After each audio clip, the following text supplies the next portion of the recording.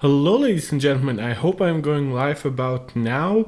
It's obviously always a little crazy when there's an actual live stream happening, but it seems like I'm live. It seems like the quality is quite good. As always, I encourage all of you to check audio and video quality if something fluctuates. Obviously, I'm not live streaming the actual event. What you will be seeing on the screen is a live ticker from in this case, Mac rumors, and of course, you will see and hear me with my reactions. The AirPod in my ear is the sign that it's connected to my Apple TV, and therefore will be getting the Apple's live stream into my ear this way. Thompson Quiz, hi. Also, hi, of course, to Sherman Freeman, who's already been chatting up a little. Of course, I'm really, really glad to get as many people here as we can. The channel has grown tremendously since obviously the last Apple live stream we did here. I think most of the 8,000 new people have come here since the iPhone event. So I don't know how that is reflected in like live stream views, but I'm definitely happy to see people join. And of course, you can ask me whatever you want to know. This is just a warm-up session. I know that a lot of like live streamers do that. I'm definitely interested to hear what you expect and what is most likely to also make you happy during such an event. And of course, it helps me to get some idea of what my quality and stuff like that is, so that if something goes wrong, of course, you let me know, which obviously wouldn't happen if my live stream was fully, like 1 minute before the actual event, which is how it went with the iPhone 15 event, unfortunately. But that wasn't really my fault. The internet was acting up, and OBS had a weird issue that I had to solve. So it seems like everything is going much smoother right now. In the background, let me just quickly disable a portrait mode. You can see my cat, probably. So say hello to Bella, our little cutie here. Okay, she moved too far off. That's a shame. Maybe she will join us. She decided to be looking into the realm of where my mom is sleeping. This is one reason why I'm currently talking a little more quietly. Yeah, so this is Apple's scary fast sort of Halloween event. Not really Halloween event, given that it's on October 30th for them. For me, it's actually October 31st, but it's 1 a.m. I kind of assumed it was 2 a.m., but I forgot to switch to like winter time here in Germany. We are getting M3 Max, most likely. Now, there is a small chance that whatever iMac will get might still be like M2 Pro powered, but most likely that one will be getting an M3, maybe an M3 Pro as well as an option, but still will be the 24-inch 4.5K iMac that we know and sort of love ever since the M1 redesign. Let me just switch to transparency mode because it's a little bit of a pain to be in noise cancellation myself. And then the other main product that we'll be seeing will be an M3 Pro and M3 Max powered pair of MacBook Pro models. Basically a 14 and a 16 inch, most likely keeping basically the same form factor. We might get a slightly more efficient mini LED screen, but besides that, I wouldn't bet on something like even Wi-Fi 7 or Thunderbolt 5, which I would deem like very major improvements to like I/O to make their way into it. Maybe we'll still get like an M4 refresh next year. Maybe we'll have to wait quite a while, but that's kind of my expectations. Thompson Quiz, you're complaining about the iPad lineup. Well, I mean, since we are here, right? I apologize if I'll blind you, right? I think we can discuss it, right? There's been rumors about like about us potentially getting an iPad mini, like an A16 model or something like that during the event. Maybe an A17 iPad mini model. So what can I say about the iPad lineup that I haven't already said? I have been a strong defender of the iPad Pro Ever since its introduction in 2015, I've had the 12.9-inch iPad Pro since then. Obviously, the 2018 redesign is very iconic. The 2020 iPad was a little disappointing in of itself, but it came alongside the Magic Keyboard a little later on, which was really nice to get. The iPad Air is a cheaper alternative. It makes it a little more confusing because also storage robs the iPad Air a little bit of its value, right? It starts at 64 gigabyte, which is definitely not what you necessarily want to see. And then you have the cheap iPads, and quite honestly, the iPad 9th gen exists mostly for like kids and stuff, right? If you actually want like an iPad for a cheap iPad for university or something like that, get an iPad 10th gen. Now the iPad 10th gen I've complained about repeatedly myself with its like weird Apple Pencil compromise, which necessitated the creation of the USB-C Apple Pencil. The fact that it does not support Stage Manager, which is kind of like a big deal now in the iPad lineup if you actually want like a really highly productive device. Its A14 chip is definitely not bad, but it prohibits it from getting like the latest Apple Pro applications. Granted, this is a $450 device, but if you get a $450 Windows netbook, basically, it is gonna run dirt slow, but it is gonna run, at least attempt to run most applications that you want to. And then of course the iPad mini, I think the biggest complaint that I have with the iPad mini, except for its 64 gigabyte base storage, would be the fact that it does just not have the screen that I would want for like a reading and note-taking device first and foremost. Like I would appreciate it having like a decent OLED panel, even if it isn't like double stacked and super longevity focused like Apple is about to do on the iPad Pro. I think that would like solve it for me for the most part. But I think we can also complain a little bit about the Mac lineup, can we not? Now I apologize, by the way, guys, for blinding you. You never know which part of the Apple website opens in black or white, even though obviously my Mac is in a night mode or in dark mode. Like the MacBook Air, you still see that it's new, by the way. That's because the 15-inch MacBook Air is like a relatively recent addition.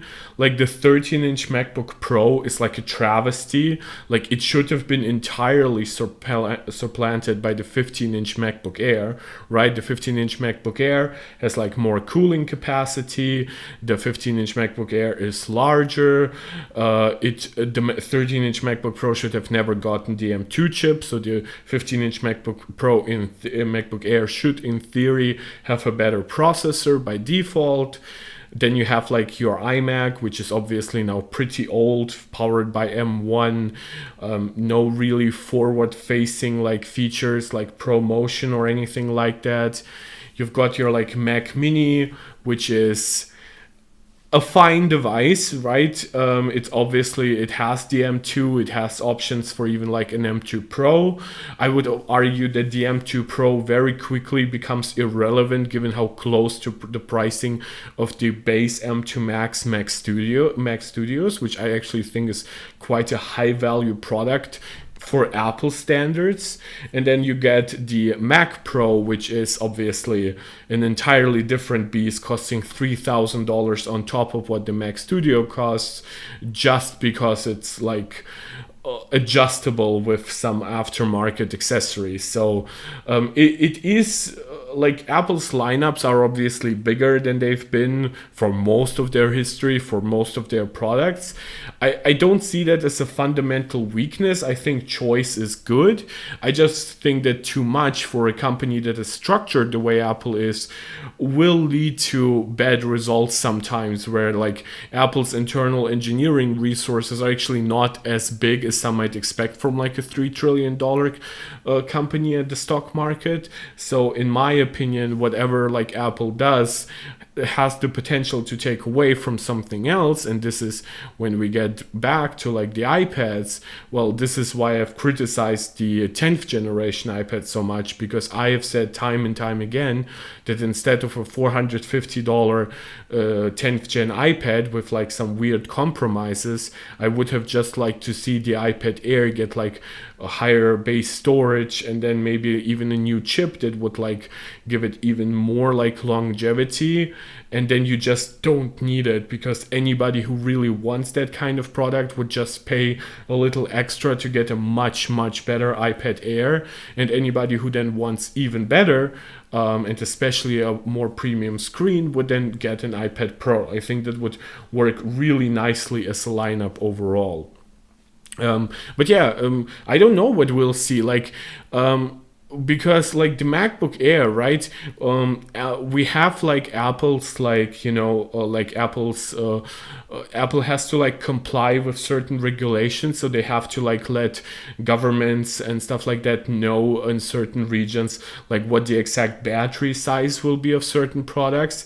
And it seems like the MacBook Air just got basically recertified for its battery capacity, which could suggest that we might get an M2 MacBook Air, maybe in like the M1 MacBook Air chassis. It's not like we can get a slower MacBook Air than the M1 version, right? Obviously, there is no less premium Apple Silicon processor that Apple still optimizes for macOS. That would, of course, throw the entire question of this like presentation completely out of whack, because then we would have to believe that we might also get like M3 based MacBook Airs, which I think there is simply not enough 3nm supply for that. So it's really difficult. And of course, the other part of the equation, what did I click that this happened? Mac and accessories. Oh, be right back. Of course. The Apple Store is now officially down. It's just, wait, is all of the Apple Store now down? Okay, because I've read it like on certain websites that it wasn't yet fully down. Seems like that's pretty last minute, because obviously the event is starting in 20 minutes. But yeah, pretty interesting to see that happen here. And yeah, I've been like asked that on Twitter and stuff like that. I will of course stay online for quite a little bit after the event. Of course, the shorter the event, the more likely it is that I will stay online for quite a while afterwards. But the other point is that I will also, of course, be online afterwards for a length of time that is proportionate to what exactly we're gonna see and how much into detail Apple gets, right? We might get like M3, of course, and M3 Pro and M3 Max devices, but it's up to Apple to give us enough benchmarks, enough like interesting, like maybe tidbits in terms of like gaming support, so I can actually talk a lot. And of course, if you're new here, I know this is like a small growing channel, right? So I know that people don't always feel like the need to subscribe because, well, will this YouTuber even exist and how interesting is it going to get forward? I highly encourage you to subscribe, because if there's something you don't like, you of course can get me to improve it in the future. And of course, please, if you actually enjoy what I'm doing, leave a like, share it with your friends, hit the notification bell so you actually know for future videos when I'm about to go live. I usually don't have like a 30-minute build up to live streams, so that's quite a little bit different from obviously how I usually interact with the stream. I love interacting with the live chat, so if you have any questions, please feel free to ask. Yeah, it's basically a very like viewer-friendly stream is how I try to structure it. The event stream is now live in Apple's TV app. Okay. Well, because I'm watching it on like my Apple TV in the YouTube app, which is, I mean, fine, but I would like to watch it through the Apple TV app. Oh yeah, it's scary fast in German. Interesting. Oh yeah, and I actually hear already the music in my ear. Great, it works. So, and then before the event starts, I'll just switch my AirPods so that I always have like one with like maximum battery life inside.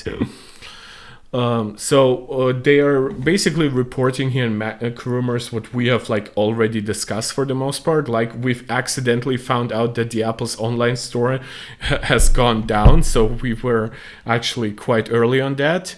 30 minutes to go. Obviously, Tim Cook has like said that there will be no tricks, just treats. So I hopefully we won't get disappointed with any tricks, basically. And yeah, besides that, I don't think there's that much to report from others. I think I would love to see, like, we've heard like rumors about Apple focusing more on gaming with this event. I would love that because I think people underestimate what proper coverage and like proper marketing does, because the gaming industry is in a weird space right now, right? Of course, you have your PlayStation, your Xbox. The Switch currently is way too slow for most of AAA games, except for obviously Nintendo's games, which you could argue like technologically are not really AAA. Obviously, Zelda is like AAA just in its size, but like Super Mario Brothers Wonder is a fantastic game that I enjoy playing, but you could argue it's technologically barely AA at this point. It's definitely like AAA in terms of like the effort put into it. But this is Nintendo. Nintendo is very special in that regard.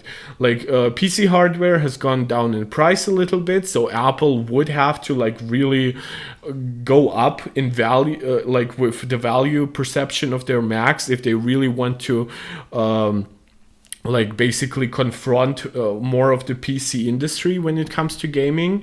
I think the PC industry will always have a higher value proposition than Apple, but I think that Apple has like values that they can add for a MacBook, for example, beyond just gaming performance, right? What if you could sacrifice 10 to 15% of the gaming performance versus an RTX 4080 or 4070 mobile, but get like a laptop that has like double the real life battery life, right? I think this is very much a compromise that most people would want to make. And then you also have to consider how a lot of gaming laptops in that performance sphere, right, where you would find like a premium 16-inch MacBook Pro, they also have like they're mostly built out of plastic. They have like a lot of vents and stuff for cooling, because obviously keeping a high-end CPU and a high-end separate GPU cooled is quite a task for a laptop.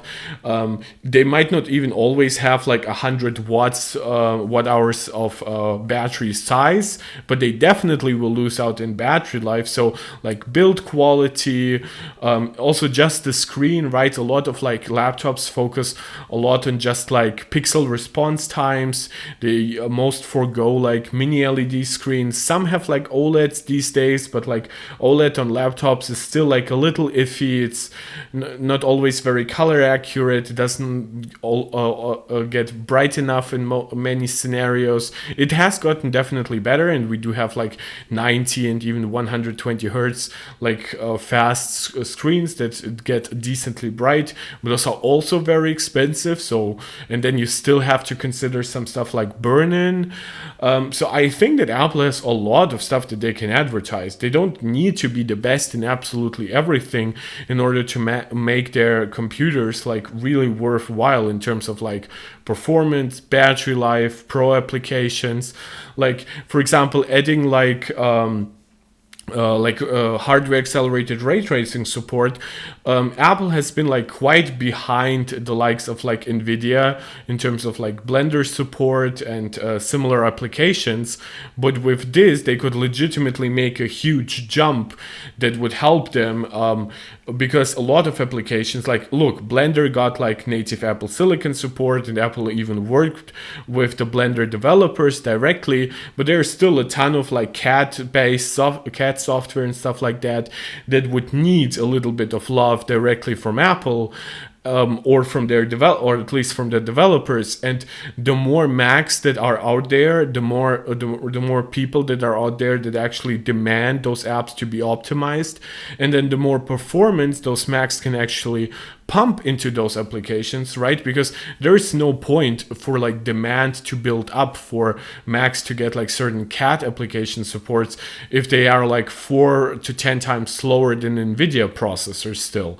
Like those developers will just tell you, no, please get them on Windows. You can get something way cheaper that still performs as good or even better. So Apple needs to stay at least close.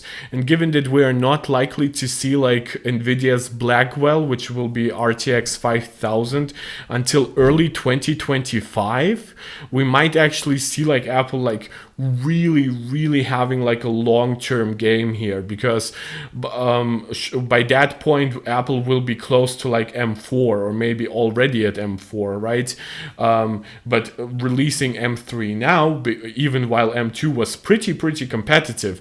If you actually look like single core tests for like M2 Max, which like slightly higher clocked than your regular M2 chips, those already get like pretty damn close to like 3900K, 4900K, the 7800X or 7950X.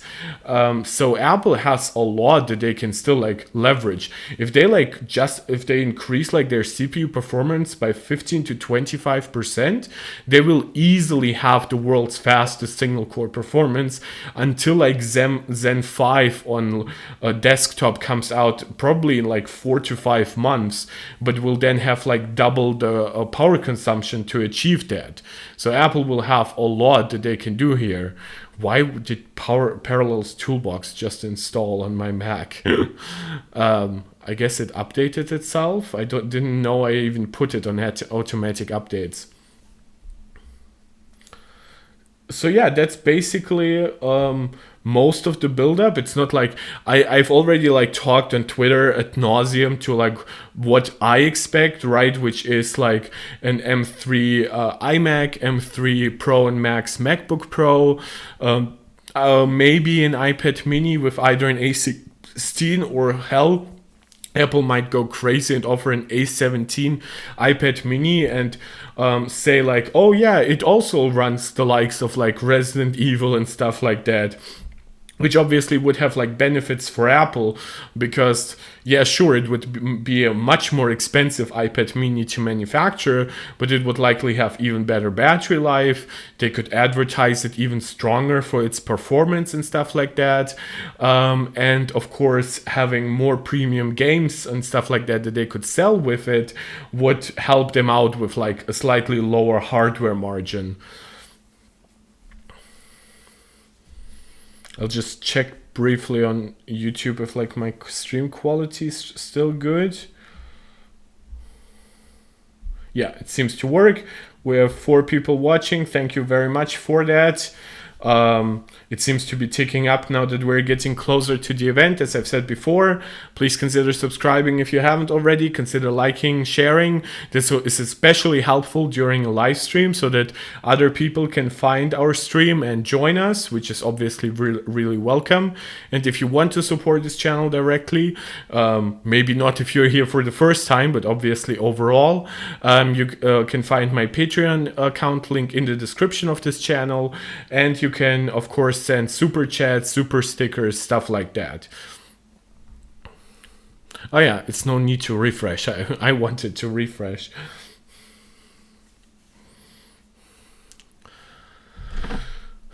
Okay, it all seems to work. I have my Apple TV connected to my Wi-Fi, but my Mac is streaming over the 5G off my iPad. So I'm really trying to balance everything so that my internet doesn't give out or anything.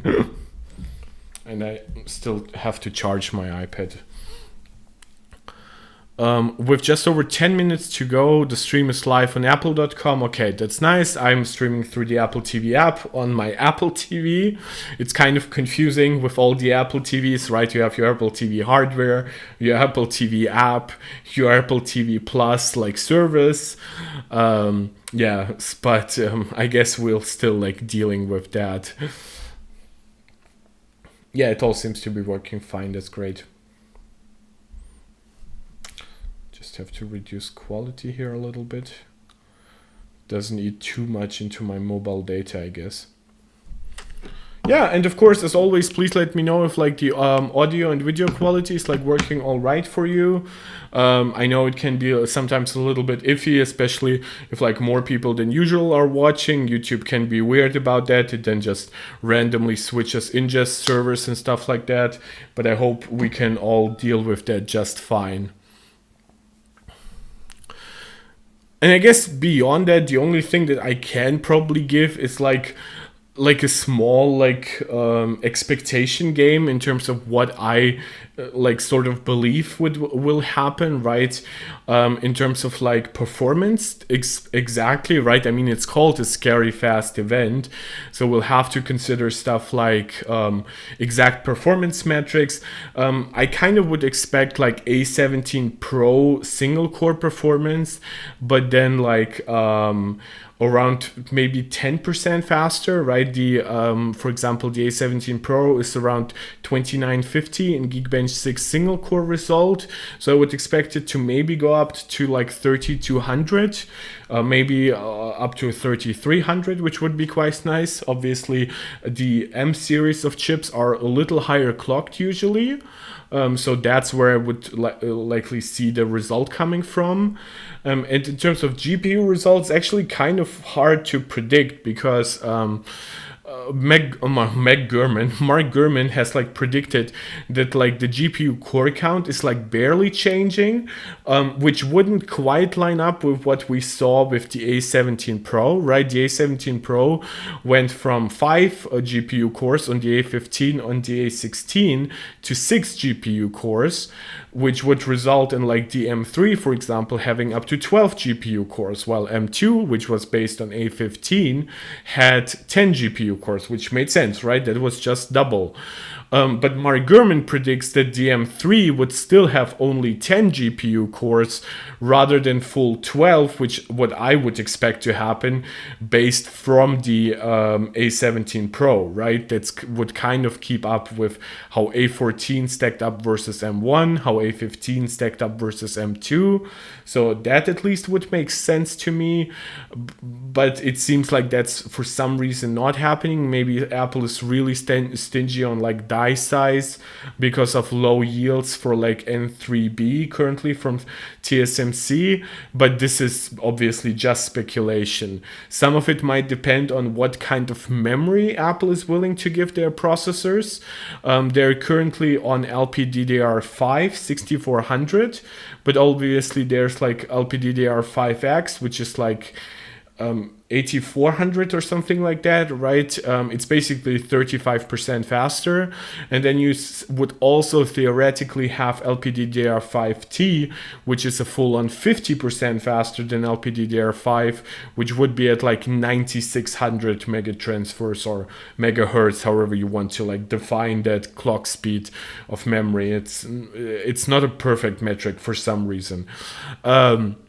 Yeah, so I don't know. Like, I would love if this had like LPDDR5X or 5T. Obviously, Android chips have like been using Android devices have like been using LPDDR5X for a while.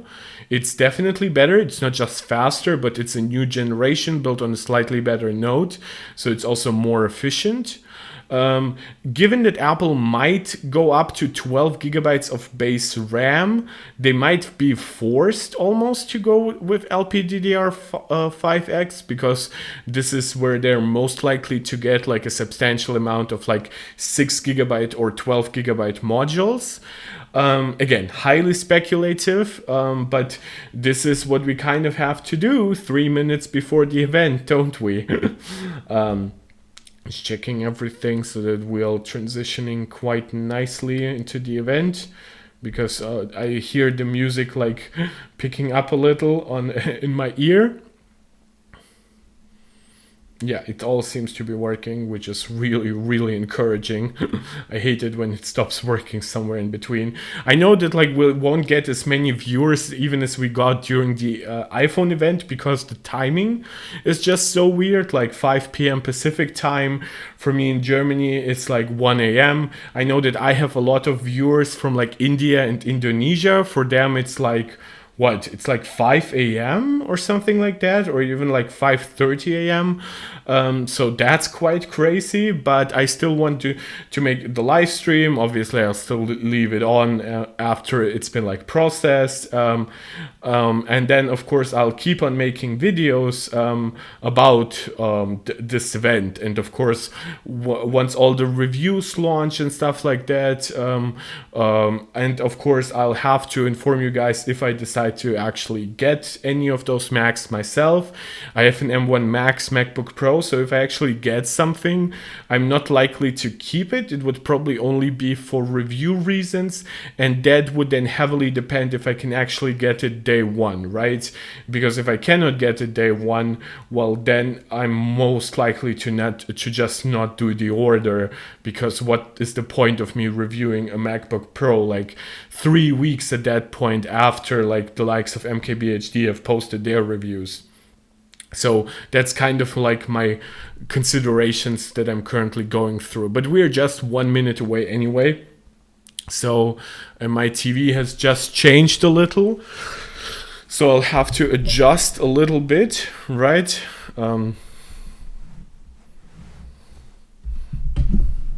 Just making sure that everything is still well aligned.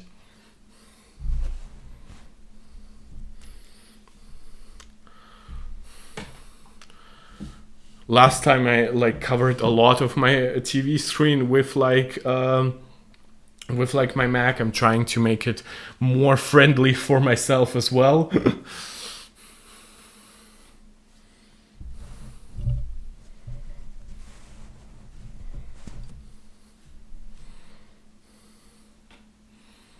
Okay, it all seems to be working, and the quality still seems to be all right. You just can only see now only half of my cat, which is now really curiously looking up at me, which is why I'm moving around my Mac on the table. And of course, you can still ask me questions and stuff like that during the live stream. Obviously, we're all trying to stay connected here.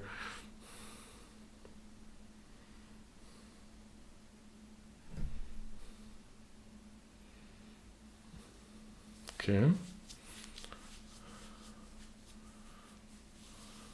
Yeah, okay. Analyzing ECGs is hard work, I can assure you of that.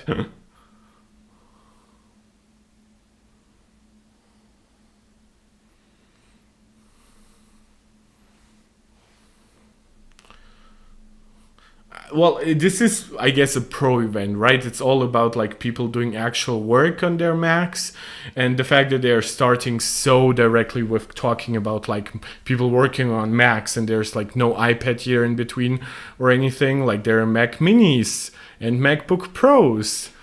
There does not seem to be any other device right now. No Mac Studio. Oh, there's been like a shot of well, I think there was like a Mac Studio once.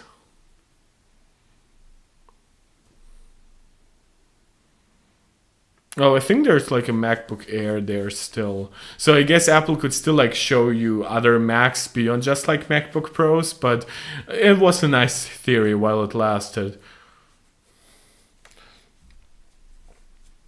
Which would have better specs, iPad Ultra or Pro? Well, iPad Ultra does not exist yet. But yeah, if iPad Ultra existed, it would likely have, well, it could still have the same processor, right? But it would be larger. It would also have like fewer problems sustaining its performance for a long time with a larger chassis. But for now, it's all like super duper speculative. Apple might never make like an iPad Pro, an iPad Ultra. Okay. Okay, they're really doing this Halloween theme. Oh my god, will Tim be like uh in a costume? Oh, that's really cool. Man, I should have put on a Halloween costume or something. Maybe like a clown wig for every time that my predictions are wrong. Wait, this is dope. I really like it. Apple should hold Halloween events now annually, just because it's fun and spooky in the right way. It's like pirate flags. Should have been like a One Piece pirate flag for fun though.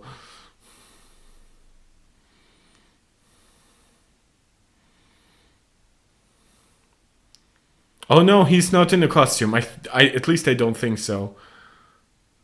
Oh, that's fun. That's really playful. But he's in black. Wait, those are dope black shoes.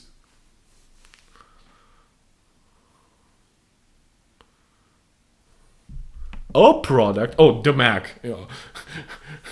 Obviously, the Mac has like subcategories. So no iPad Mini, it seems.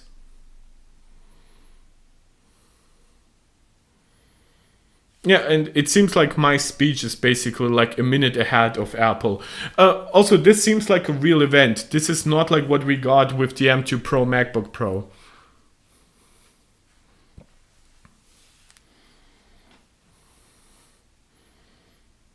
That's true.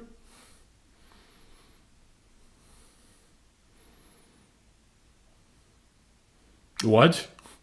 That's why we are not upgrading the MacBook Air. It's so profound for it, we are not upgrading it.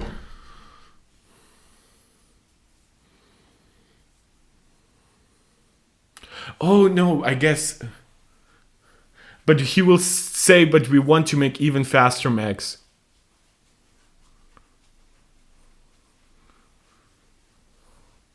Yeah. Yeah. Maybe we are not getting a base M3. Maybe he said we're getting a family, but a family could just mean one processor from the family. Oh yeah, I thought for some reason Johnny Ive. No, it's Johnny Sarugi.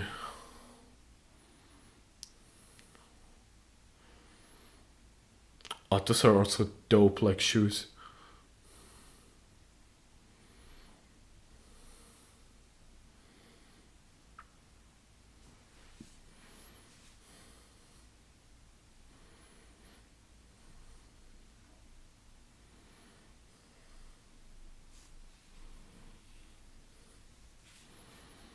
Mm-hmm.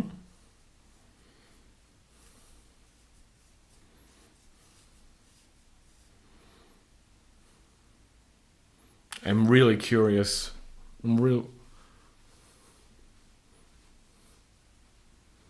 Oh, there's Death Stranding on the Mac in the background.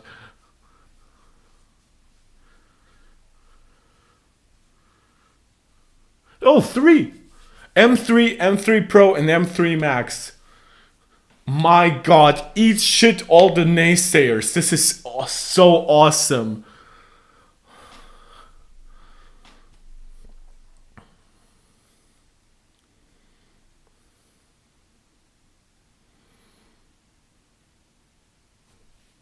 On 3 nanometer. Yeah. But it's N3B, definitely. N3 is by no means ready.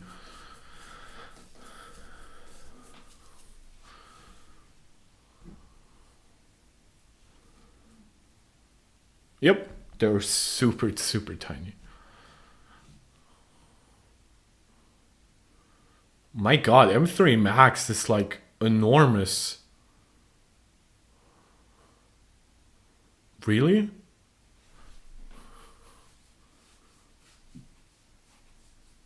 Yeah, but the A17 Pro is also a leap in graphics architecture, but not necessarily in like raw performance.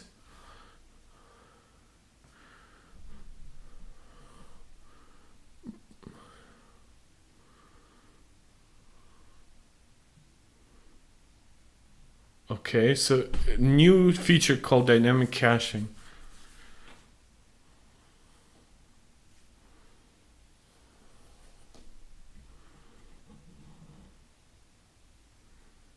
Okay.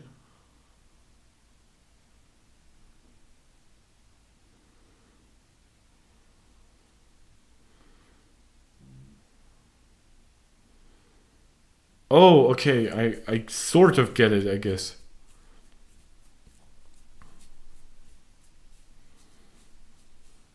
It should be said that Apple can sometimes debut new tech first on the Mac, even though it's like overlapping with the iPhone generation. The M1 had like features the A14 did not.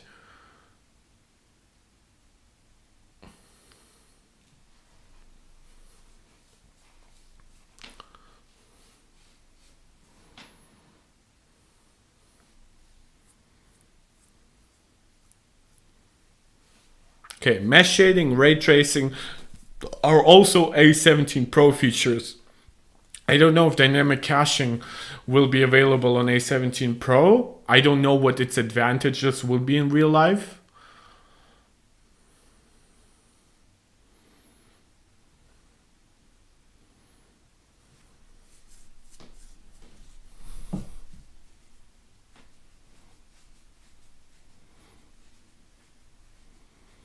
Okay.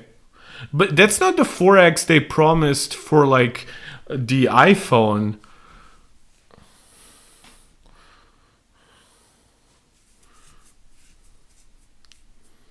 It would likely still be behind Nvidia in that regard.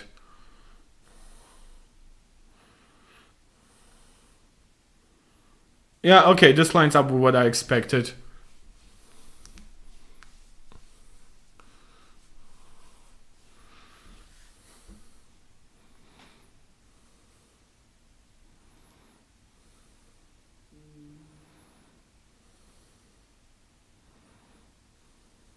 It seems to be extremely similar to the A17 Pro. For a little bit more performance, for a little bit more power usage.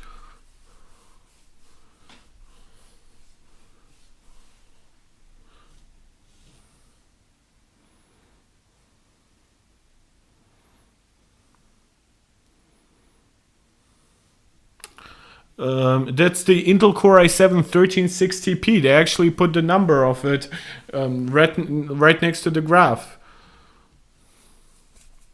Yeah, like in comparison to the current generation, Apple is like so far ahead. Okay, seems to be the same neural engine from the A17 Pro.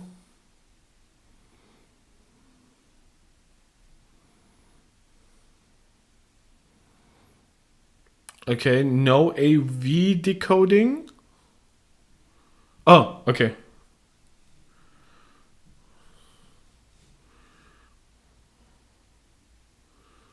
Nice, nice. But no AV1 encode. I think Apple just wants encoding to happen either in H.265 or ProRes.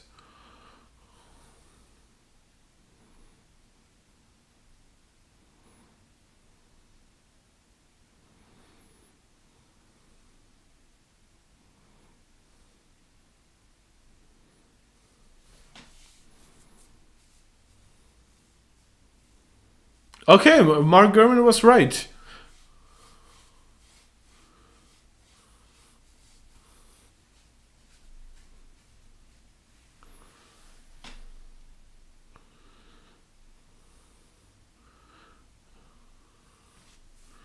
Wait, 6 performance cores, no 8 performance core option?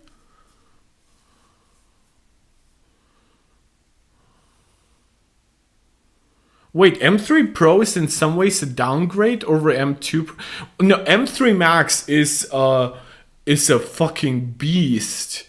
But it also seems to be like a separate die. I just don't think the M3 Pro is a cut version of M3 Max.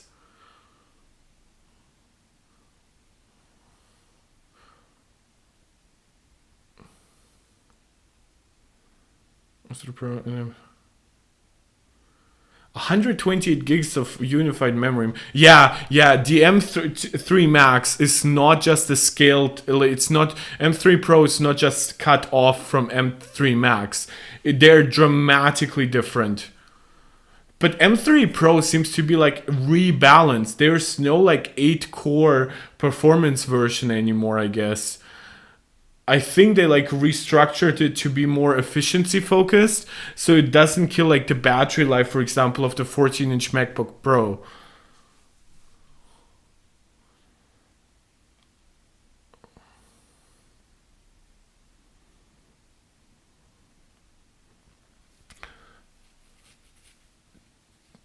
They didn't mention stuff like PCIe 5, for example, so still curious to see what exactly we'll see.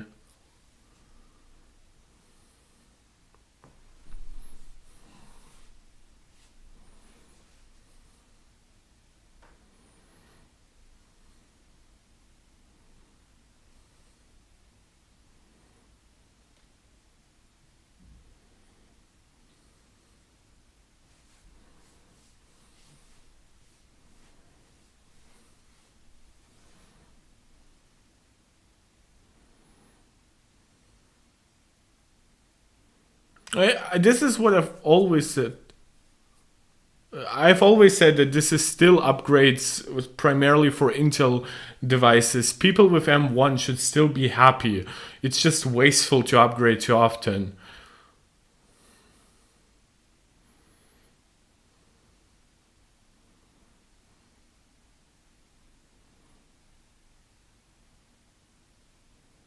Wait, there was now what? Oh, oh my god! Oh, are replacing the M. Oh, that's crazy! They now have an M3 14-inch MacBook Pro.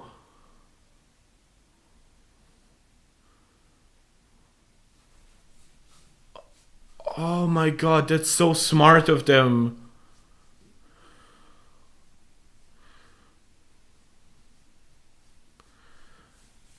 I did not believe that rumor. I remember it happening.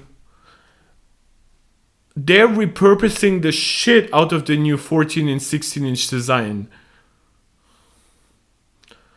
Does this mean that you now can get an M3 chip with like a mini LED screen?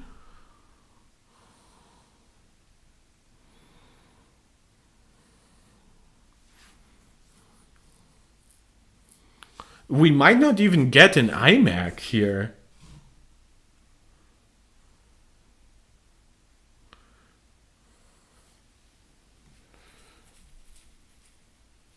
I also have an M1 iPad Pro. That's why I'm reading your comment, Johnny Nesmo, right now.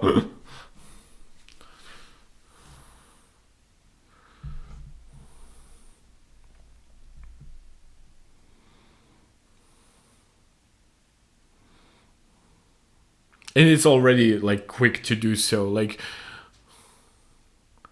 wow, that's crazy.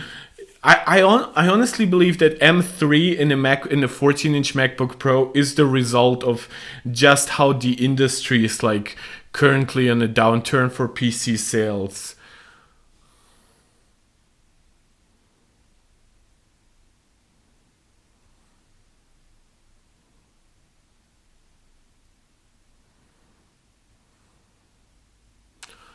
Wait, which one can drive to external high resolution displays? Does that now apply to the M3?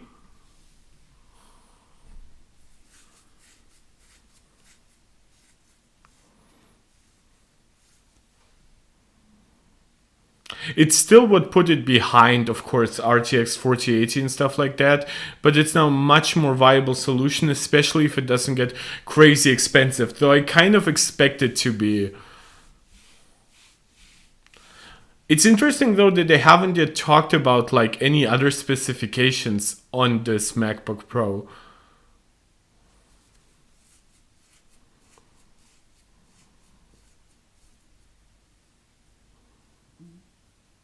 Yeah, 128 gigabytes of unified memory is insane.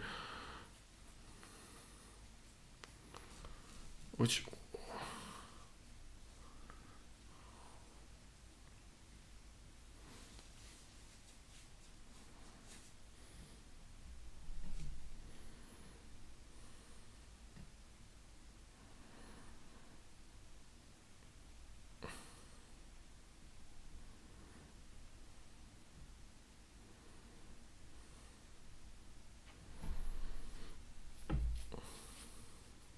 Yeah, it seems like M3 is like their more premium chip. I don't think that they will see like M3 MacBook Air too soon.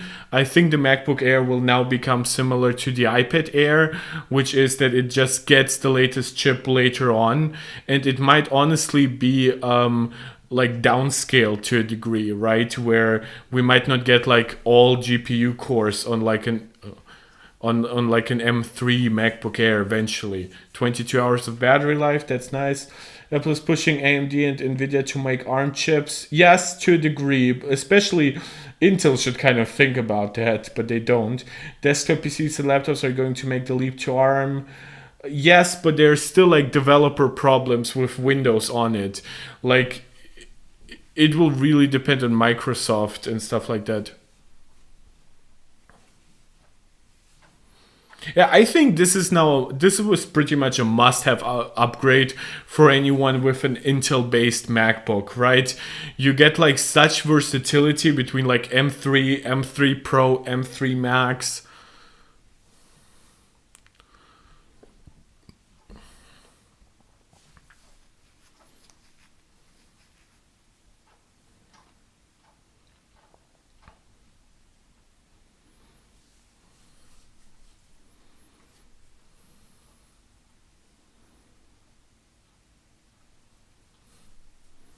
Wait, 1000 nits is now the new 500 nits?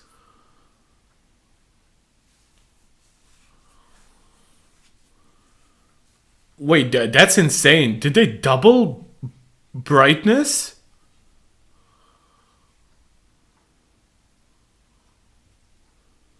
Oh, 600 nits, not 1000.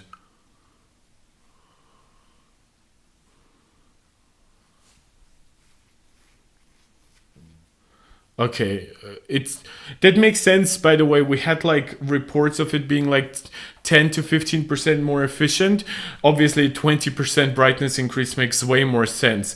The 1000 nits sustained, I think, is for like a large HDR image, while a 1600 nits is for like a smaller, like peak brightness of an HDR image, like on a small area. I mean, like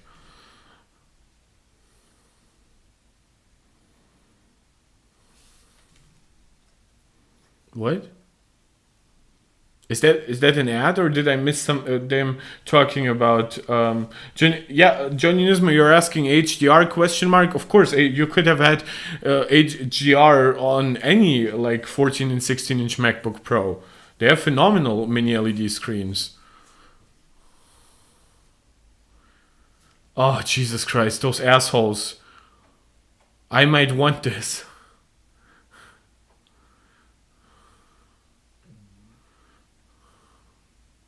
Nice. Oh shit! People will get Space Black just for Space Black.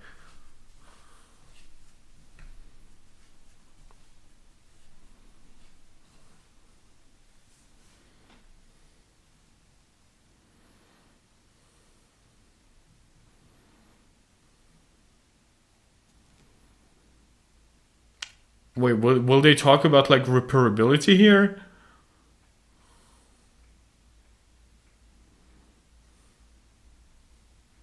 Okay, it seems like, for example, connectivity seems to be about the same. We are not getting like Thunderbolt 5, Wi Fi 7, or something like that.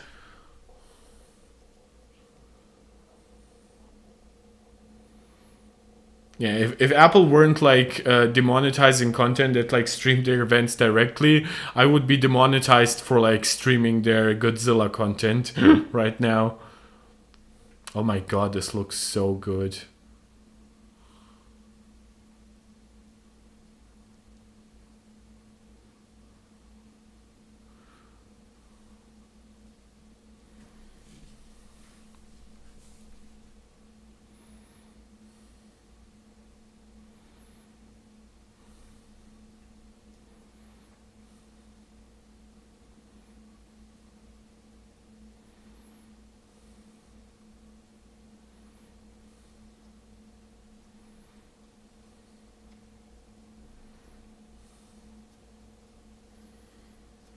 To be honest, I am quite surprised by the exact nature of this upgrade.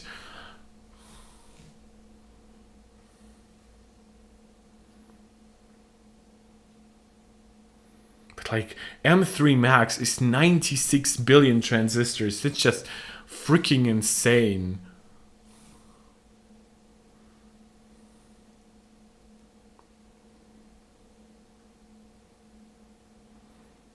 I wonder if they will talk about pricing right now.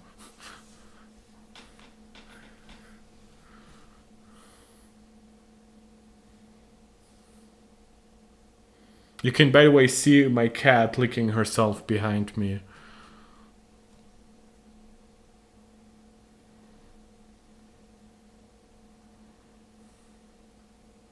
I think M3 Pro will honestly be more the sweet spot than ever, because with like 6 performance and 6 efficiency cores, it's most likely to be like the highest battery life that you can get on those. I wonder if like the 14-inch MacBook Pro with M3 has like a smaller battery. Oh, Space Black really is dark actually.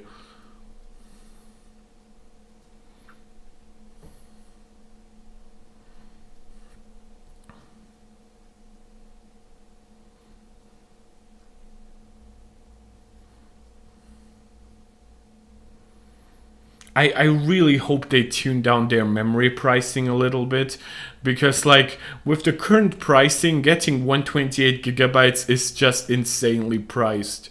But I mean, if you're a pro, you might like tax deduct it and stuff like that.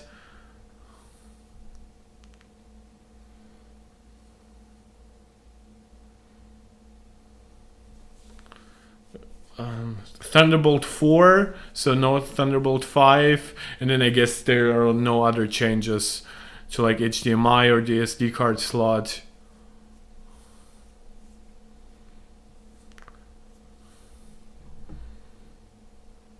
It's actually, they didn't even put like a slightly higher like SDR brightness on the spec sheet.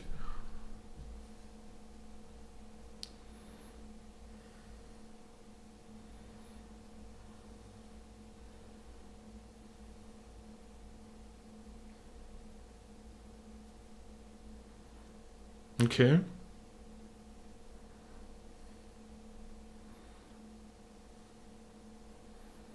So I assume base storage configurations are the same. Wait, will wait you? Okay, good. I for some reason believed that M3 Max might be coming first. Ah, yeah, Space Bike really looks so. M3 iMac, M3.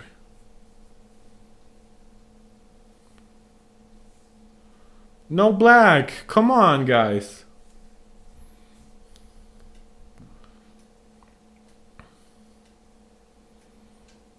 Well, there aren't that many other all-in-ones, so of course Apple's iMac is the best-selling one.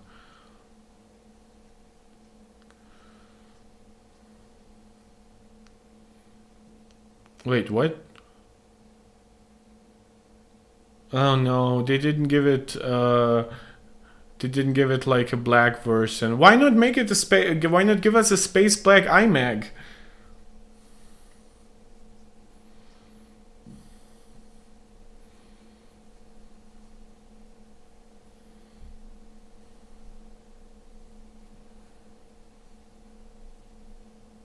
Oh, nice. Accessories, please, new accessories.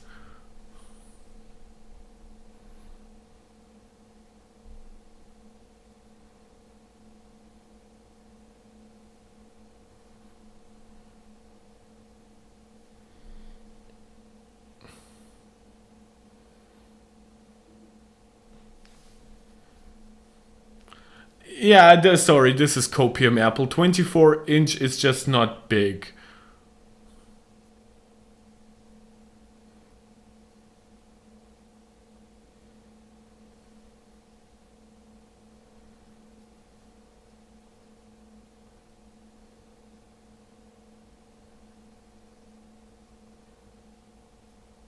Yeah, sorry, those are the same specs as before. There's no showing off here, Apple.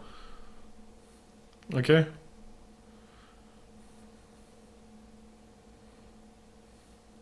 All right, that's the sound and the microphone system from like the studio display.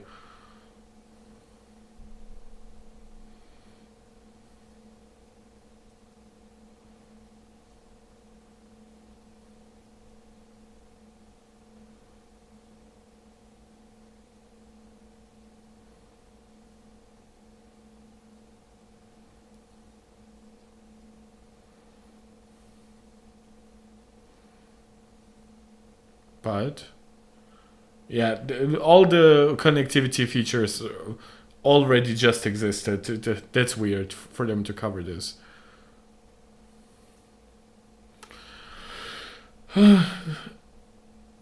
Okay, and now has Wi-Fi 16, Bluetooth 5.3. Okay, so it's an upgrade. It has color matched accessories, so I guess those kind of leaked like braided cables were for the iMac. Okay, now I'm really curious about base storage and RAM.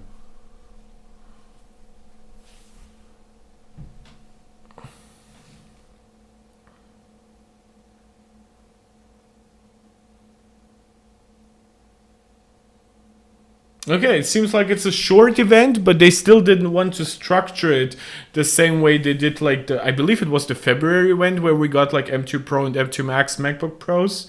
I also think that anybody who got those shouldn't really feel sad unless you really want the space black. The uplift is nice, but it's not monumental. I think at the same price, it's honestly a good value though.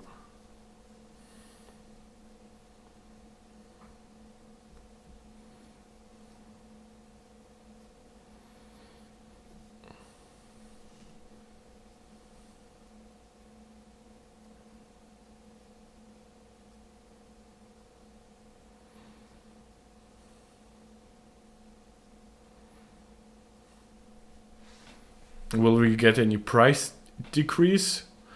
It's weird though to get an M3 Max and not get a Mac Studio based on M3 Max a little. This will kill like M2 Mac Studio sales. And M3 Max might be faster than M2 Ultra in like rendering tasks and anything that involves like ray tracing.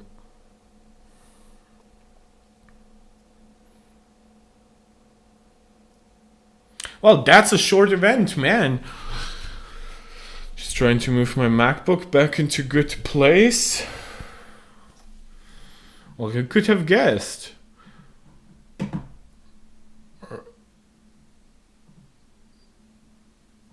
MacBook Pro still not upgraded the Apple website. Wow, that was quick, guys, I guess.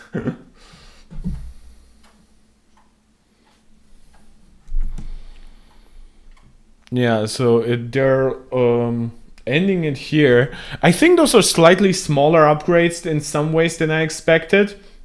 But the implications for the lineup are way bigger than what I expected. Like the fact that we're getting an M3 based 14-inch MacBook Pro at $1,599, honestly, that's more than enough for most people. Yes, it is obviously a price increase over like the 13-inch MacBook Pro that we used to have, but who the fuck cares? The only thing that I care about now is finding out what the storage version and RAM situation looks like, and what that potentially means for the value of the MacBook Air. Something suggests to me that it's still like 8 gigs of RAM instead of the 12 that we have speculated on. But of course, like I'm updating the website, guys. Scary fast. Still not have like the iMac or anything here. We now have a few more people joining. I'm glad to see that. Obviously, I know that most people want to watch the event before they tune into something else. Just take off my AirPod here. Yeah, I think I can actually talk about this for quite a while, given that obviously I expected this to be a longer event.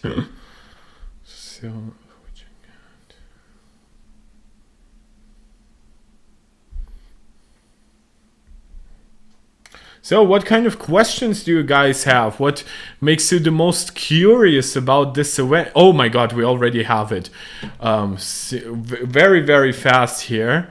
MacBook, wait, but not on the Mac website yet? Oh, we do, and it's now space black, and it starts at $15.99, and you can order starting this Friday, I believe.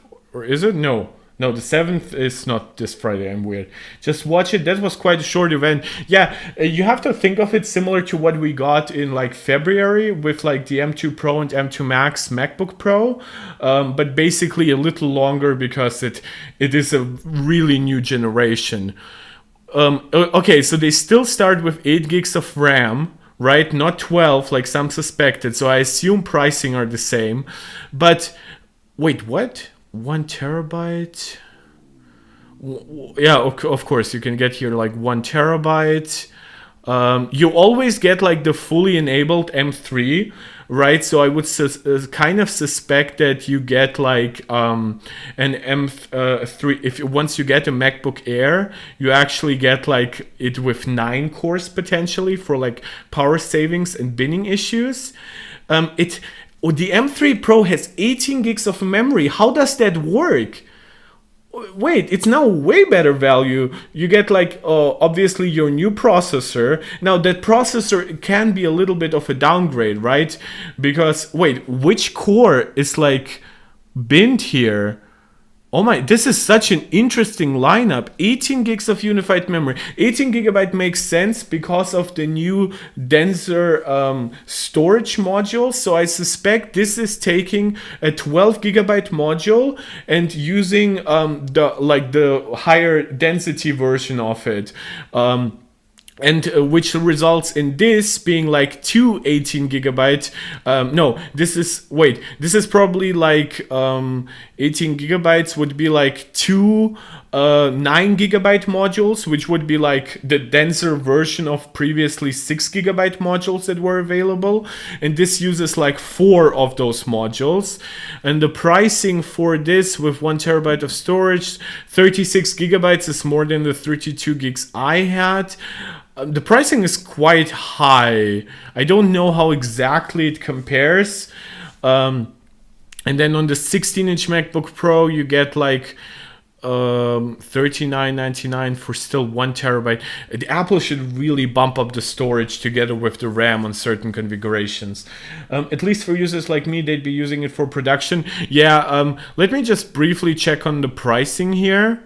Right, if we get like $15.99, I assume, yeah, it's the same pricing for extra RAM as before, so $200 more for 16 gigabytes. I have to say though, you should kind of get it like this, right, with 16 gigabytes at least. If you can get by with 512 gigabytes, but this is now $200 cheaper than obviously the M2 Pro version, and this might actually have like longer battery life in certain aspects. Let me just check on like the exact tech specs, because obviously MacBook Pro here, do they have a tech specs portion already? Yeah, they have. Nice. Okay, so is there like a difference in, okay, so you get like 8 gigabytes of memory, or 16 or 24 gigs here. You get 18 or 36, or do you get it up to 72 gigabytes is my question. Oh, and they're still using, oh, now I know why they didn't upgrade the GPU that much. They're still using LPDDR5. Otherwise, they would have more memory. Yeah, this is why M3, for example, the Snapdragon XLE that I've talked about has 135 gigabits per second of memory bandwidth, because it uses LPDDR5X on the same bus width, basically. This has 150 gigabytes of memory. Wait, what kind of configuration is that? We previously, like M2 Pro started at, what? Configurable to M3 Max with 300. Do we have like an M3 Pro with 200? This is a weird lineup in comparison to the previous one. There are some small like almost like downgrades, you can argue. Like 11 core CPU with 5 performance cores and 6 efficiency cores, that compares to previously 6 performance cores and 4 efficiency cores. And then the 14 core GPU, and it goes up to M3 Pro with 12 core, that would be 4 performance cores. No, that would be 6 performance cores, 6 efficiency cores. So that would be 2 performance cores less, but 2 more efficiency cores. How do they do like 300 gig? They use like different memory setups this way. They probably don't populate every like memory slot the way they previously used to. There are some cost cutting measures here that I'm not a big fan of, to be honest. I mean, it's still a better Mac in many ways, but like it seems like their focus has almost been the M3. And yes, in my opinion, the reason why we don't get like more GPU cores is because we are pretty much bandwidth limited. I think unless Apple decided to put in more memory here, the problem here is that they just wouldn't get more performance out of even 12 cores. So they just decided to go with 10 GPU cores rather than 12. And on the Pro chips, I honestly am not a big fan of the Pro chips here. Like 14 core GPU and 18 core GPU, that's like, wait, can you get it to M2? There's no M3 Pro with, wait, what was the exact compare? Okay, I wanted compared versus the. Did they not allow it? Oh, they do allow it. Okay, so let's just check the 16-inch version, right? Compare like the 16-inch M3 Pro and M3 Max, and let's compare it. Yeah, sure, why not, against the 14-inch M3, right? Why is there no pricing for this one, even though there's pricing for this one? I guess the website just isn't fully ready, right? So on the Max, right? There's no consideration here. It's an upgrade in every way, right? It has 16 cores up from 12. It actually goes all into performance cores, right? You get more GPU cores, even though it's a smaller uplift. You have support for more memory than before. You don't get any downgrade in battery life, at least supposedly. But when you look exactly, for example, on the M3 Pro here, here you see the downgrade in performance core count, right? You get 6 performance cores rather than 8, and you get 18 GPU cores rather than 19. So that to me suggests that it might actually be a 20 core GPU like Mark Gurman predicted, but we're currently in such a low yield 3 nanometer situation that they have to bin them, and basically only the Max. But look at this, M2 Pro has more memory bandwidth than M3 Pro. That's weird. And then the M3 Max, as I said, is an upgrade in every way except for memory bandwidth, which is equal, but equal is still better than a downgrade. And then here you have 18 gigs of memory, 36 gigs of memory, 48 gigs of memory, 64, 96, and which is such a weird, like 22 the 30, no, okay, that's not weird, 32. The weird one is here, which is like 16 up from 48 to 64. Do you really need that in because here you have like 36 to 48, that's like 12 gigs of extra memory. Now you have 16 gigs of extra memory, now you have 32 gigs of extra memory, and now you have another 32 gigs of extra memory. While on the 14-inch MacBook Pro, we keep the same RAM and configurations and pricing as we currently have on the M2. At least they didn't downgrade the storage here. So my question is, like, who the fuck wants a 16-inch MacBook Pro? Why would you even build one with 512 gigabytes at this point? At $2,500, users deserve 1 terabyte. 8 terabytes is exclusive for M3 Max, which it previously wasn't. So I think there was probably some logistical questions for Apple, like which version to equip with which other options, right? And yeah, if we are comparing actually displays, the fun part is that the 14-inch M3 MacBook Pro does not seem to be like downgraded in any way. It's 3.4 pounds. And the 16-inch MacBook Pro does not seem to have seen a decrease, an increase in weight. Red Rock Maintenance, I'm still running a 2017 MacBook Pro, so this one, yeah, bro, like, don't even get me started. Anybody coming from even 2019 era Intel hardware, you're golden with this. Like, the value considerations that I'm making in my head mostly come down to what are you coming from in terms of Apple Silicon, and if it's a worthwhile upgrade.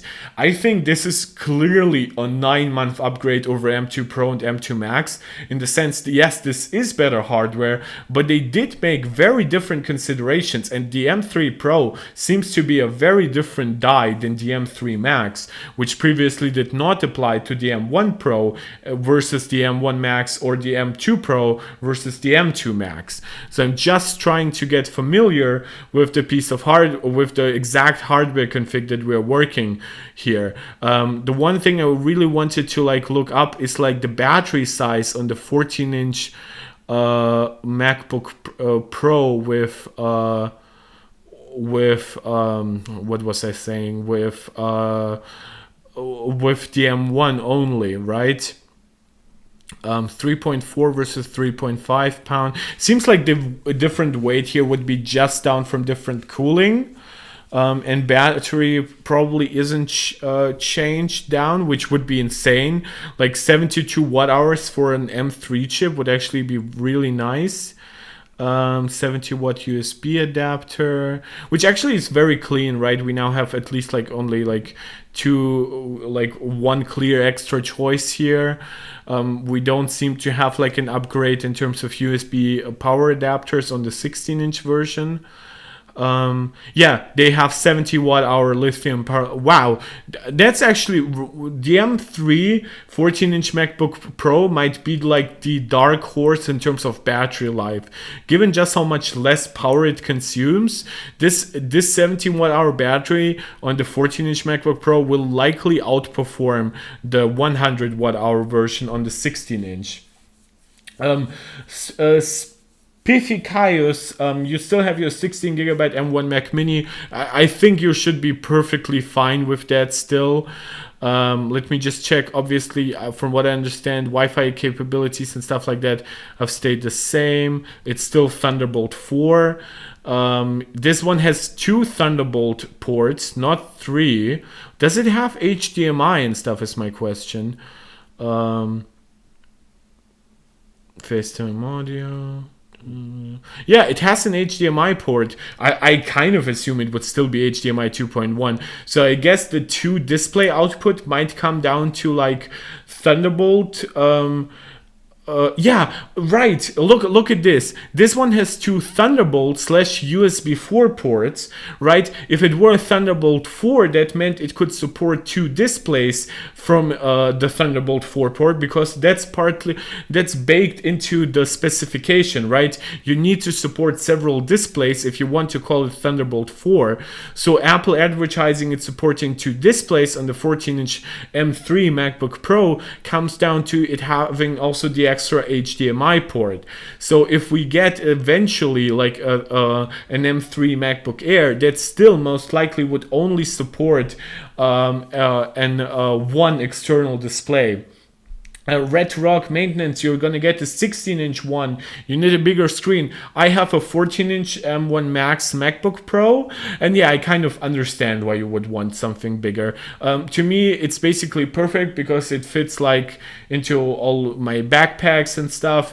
But yeah, if I knew at that point when I bought it that I would be streaming so much, I probably would have gotten a 16-inch MacBook Pro. Mawadu Wuri, so hello. Or Mamadu, sorry, not Mawadu. Yeah, there's still Wi-Fi 6E, Bluetooth 5.3, nothing wrong with that. Wi-Fi 7, we might actually get like the same chips, but like with faster memory next year, and then like with Wi-Fi 7 or something like that, and that could be the upgrade. It's not as big of an upgrade as it could have been, I would argue, for the M3. Overall, of course, M3 is better than M2 in every way. I would argue M3 Pro is not better in every way than M2 Pro. And then M3 Max is just a huge chip with big capabilities. But one might argue that for 96 billion transistors, we could have actually gotten maybe, I don't know, like 48 GPU cores, right? That definitely I would have liked for this to be paired with LPDDR5X, which like would have made this like what, 550 gigabits per second or something like that. But I mean, it's not a bad upgrade in any way. I would probably still even want M3 Pro over M2 Pro. But if you can get like M2 Pro, by the way, these days for like dirt cheap, you should really consider it, because you will not get that much extra performance for M3 Pro, and you will not get the same performance even from M3 MacBook Pro. So you really should consider that. But like the RAM considerations, configurations are funny, and I think Apple really cheaped out on us with the M3 by not giving it like 12 gigabytes of space. And I think the reason why they didn't do this so is because they would require them either to make the MacBook Air cheaper or to change certain specifications about it. But 18, 36, 48, yeah, that lines up with them using newer modules and also using like weirdly asymmetrical RAM configurations. So they're really trying to save some money here, which I don't like in some ways. But again, their most premium device is still like premium as fuck. Like M3 Max MacBook Pro, 16-inch. I like, let me just configure one, right? So 16-inch MacBook Pro with M3 Max, $4,000 for still 1 terabyte, which is, at that point, just give it extra, right? Like this, you're paying $500 for 12 gigs of memory, and also for 2 extra cores. Okay, but like selecting that, and then like for memory, you get like $200. By the way, this is what I hate about Apple's pricing sometimes, where it's like, this is 16 gigabytes of extra memory, but we just had like 800 gigabytes where you pay $200 for 8 gigs of extra memory. So they definitely can charge you less, but they just don't choose to do so. And I assume they just populate one fewer memory slots here, right? Because this would be effectively like 4 16 gigabyte. No, wait, what? Yeah, that would be like 3 16 gigabyte modules, right? This would be 4 16 gigabyte modules, and this would be 4 32 gigabyte modules. And then obviously the storage prices are the same. Also, again, you get higher value as you move up the line, which is also a shame. I hate that, because here you pay $400 for 1 terabyte. Here you pay effectively $300 for 1 terabyte. So I would probably get, I don't know, like, well, let's just configure it to the max. How much does it cost? $7,200. Honestly, if you can write some of that off with like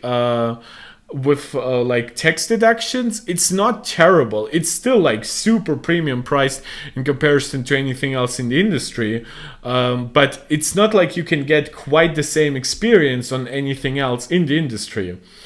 By the way, we have 12 people watching. I just wanted to say such a big thank you to all of you. This means the world to me. The channel has grown tremendously. It would have not be possible without you. Please, please let me know what you want to what you want me to talk about, because obviously with the event being so short, I'll keep talking with you guys. And beyond that, I've said it before. If you haven't subscribed yet, please subscribe, like, share, hit the notification bell for the future.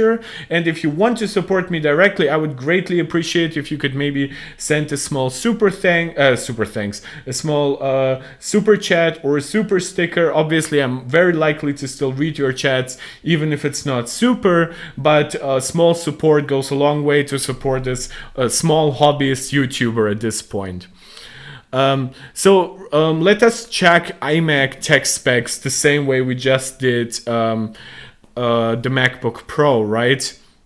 So we still have the same display. The way Apple talks sometimes about specifications can be misleading in this way. I know that when people hear like, oh, like it's 4.5K, it kind of sounds like a new specification, but doesn't even have like higher peak brightness or anything. 24 gigs of memory, 2 terabytes. I highly assume it still starts with like 8 gigs of RAM. I believe though, oh, it does have a bin down version though. That's it, because it says up to 10 GPU cores. Also, they're doing the same thing as they did before.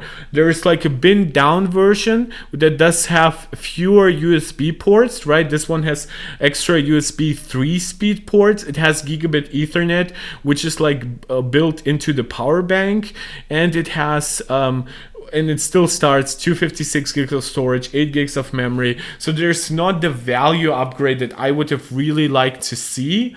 And quite honestly, I don't know how this will help Apple's sales for the next quarter, because people are just looking for stuff with more storage and stuff these days. And for example, here, I highly assume that the upgrade to 512 gigabytes is still an atrocious $200, which should be probably $50 to be quite honest. But even if it were $100, or what should be fair, it should be just the base storage config, even if it came with an ever so slight price increase of $50 or $100, that would have still be fairer than asking $200 here.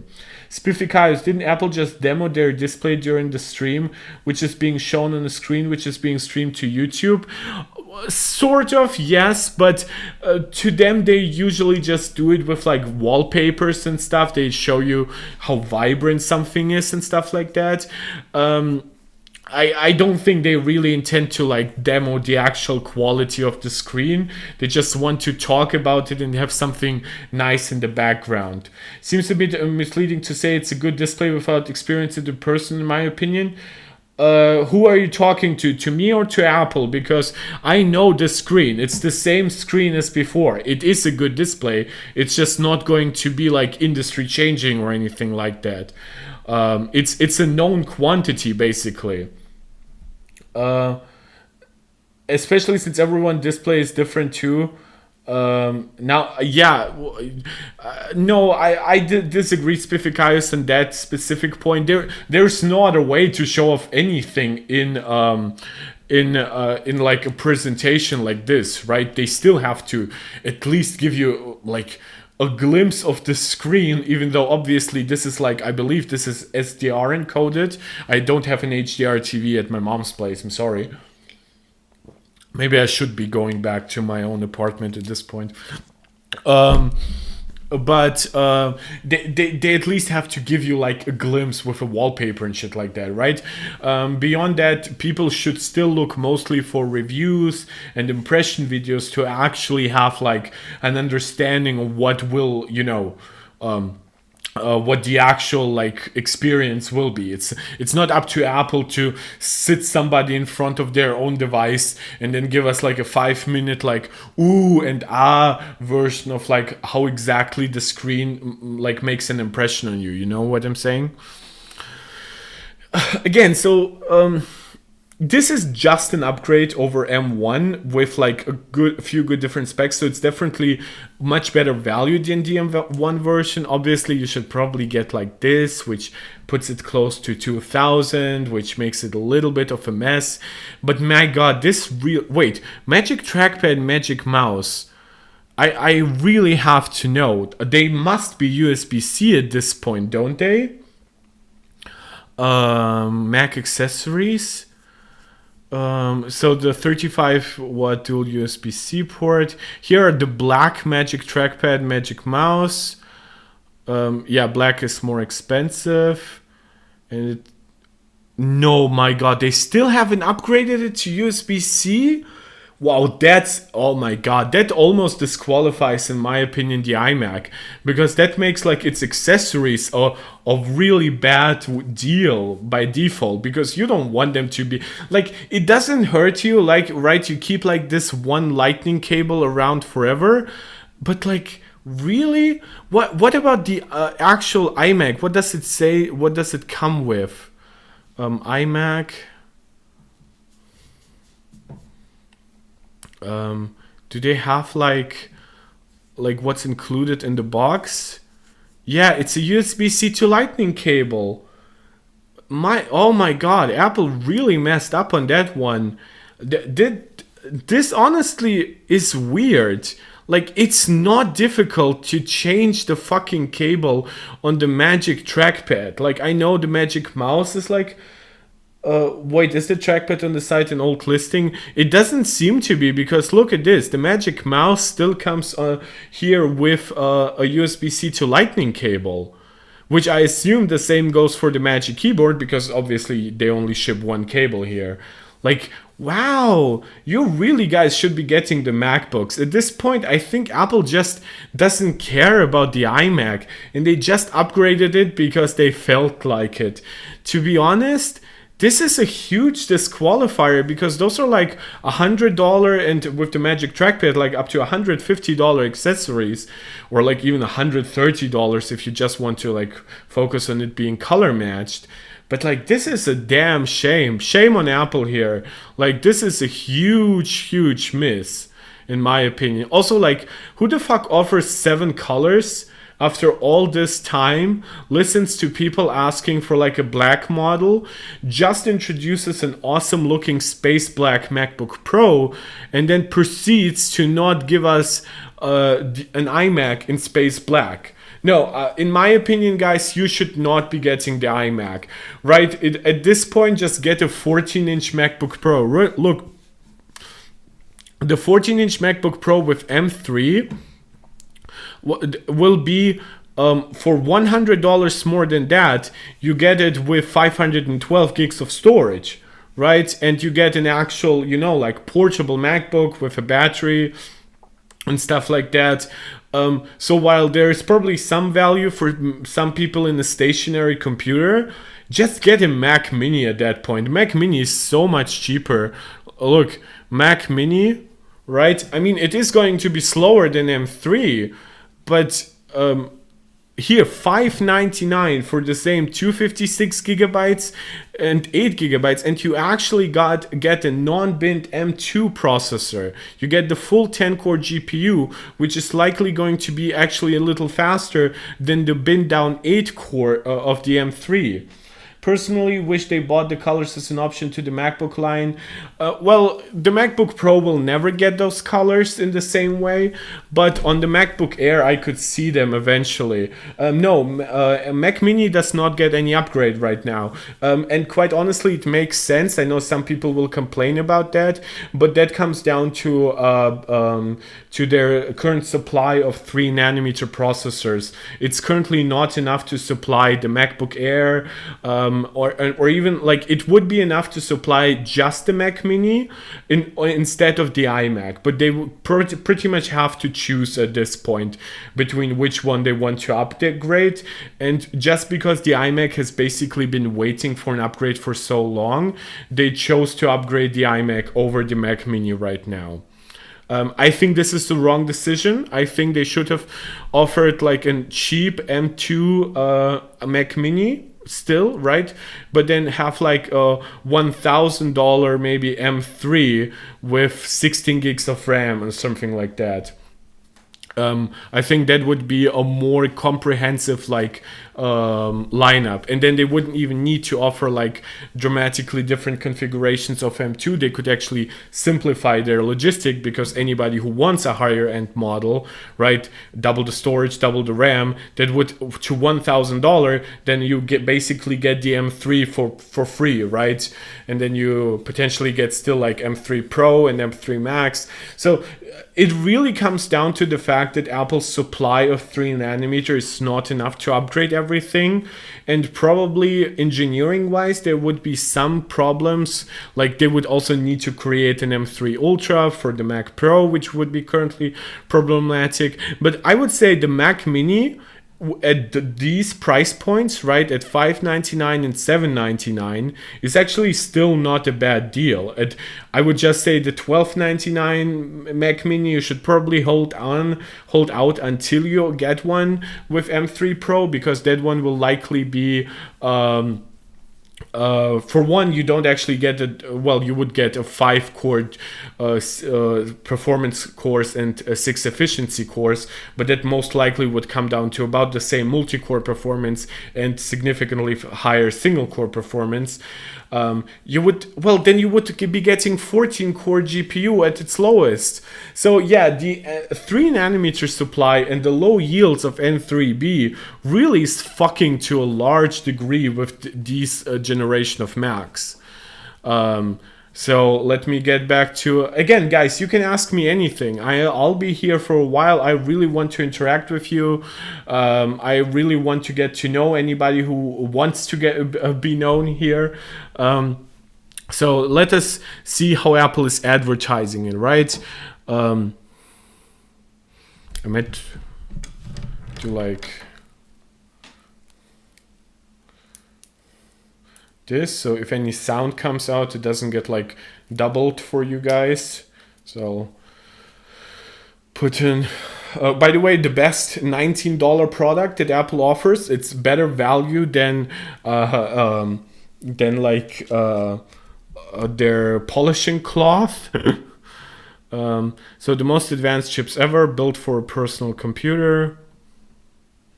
Up to 22 hours of battery life, ultimate portability basically.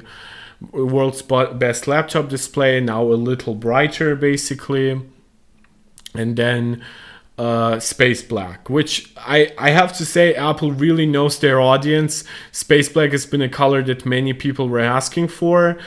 I assume they're still doing Space Gray on the 14-inch M3 version. For one, for logistics, because they still can easily make that. But I would also say the other point is most likely comes down to the fact that they really want people to get the higher-end versions to get Space Black. 3 giant leaps, right? So this actually is a 1-core downgrade, which is an interesting thought. This is a 2-core upgrade overall. This is the same core configuration. This is the same RAM configuration. This is... Wait, did the M2 Pro not feature potentially... Did the M2 Pro not have a higher RAM configuration than 32 gigabytes? 14-inch, M2 Pro, M2 Max. M2 Pro came with 19 cores, 200 gigabits per second. Yeah, well, no. Okay, so it's a RAM upgrade overall. Just getting back here. Go deeper on M3 chips. 3 giant leaps, M3, series speed and capability, Slack, Safari. Wait, those are not performance tasks. And it's not like it has like more memory. Why is Apple like talking about this? So support for 1 external display, up to 17. Wait, that's not something to brag about, Apple. Up to 5.1 times faster than in one model. I assume this is like in ray tracing tasks. Yeah, they're using like the Intel Core i7 last basically 13-inch MacBook Pro as a baseline, so it's hard to do a comparison with M1, but you can see that this is like a 20% uplift, a little less actually than that, over M2. In image upscaling, in video editing, it's a little less than 20%. Wait, no, that would be like 6.5 times. Okay, so that's around 20% as well. This is a 10% uplift over M2 in terms of code compilation. This is almost a 20% uplift. Productivity, 13-inch MacBook Pro. Okay, nice uplift overall, about 20% actually here. And music creation. Wait, do they not have like tasks with? Oh yeah, they do have like Redshift and stuff like that. That's interesting. Oh, but that's like different chips. Oh, Apple is like making the point, I guess, that like people who want to do like 3D work will probably not get M3 because they don't have the same benchmarks here. Just reviewing my options for college that's coming up right now. I have laptops that's powerful but a power hog, and the battery efficient yet lower end with a hinge that wants to snap again. Well, are you considering any of those Macs that we have just seen? Because I mean, I can complain about some of them, but the reason why I can complain is because I have like an M1 Max 14-inch MacBook Pro, right? I expect a little more in terms of value at this point, right? Especially with how dirt cheap like SSDs have become. But just in comparison to like the 9-month-old M2 Pro and M2 Max MacBook Pros, this is an uplift. Simply just by even having a brighter screen, I would argue this is a nice uplift for many people. Just not for anybody who had those older ones. It's still for anyone coming from Intel, right? This is now a substantial uplift, even more so than before. So M3 Pro features more CPU and GPU cores. That's not quite true. I mean, yes, it features more CPU cores, but the uplift is in efficiency cores, driving even greater performance, up to 12 core CPU. Wait, what? Yeah, 6 plus 6, up to 18 core GPU, 36 gigs of memory.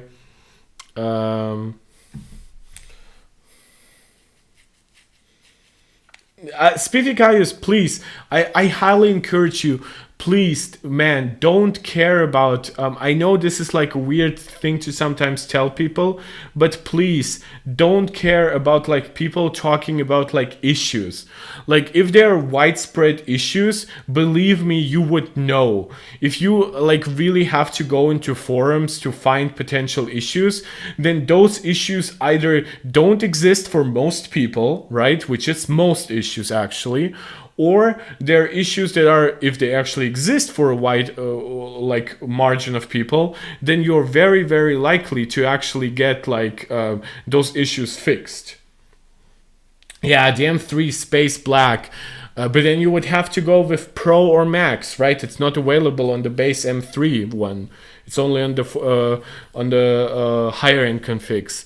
So 3D rendering over M1, I guess here is hard to tell. I guess this is like your 35% uplift given GPU tasks, and then you have here, it's not quite 2x, but it's 0.9. So I guess this is like 2.7 times faster than this or something like that.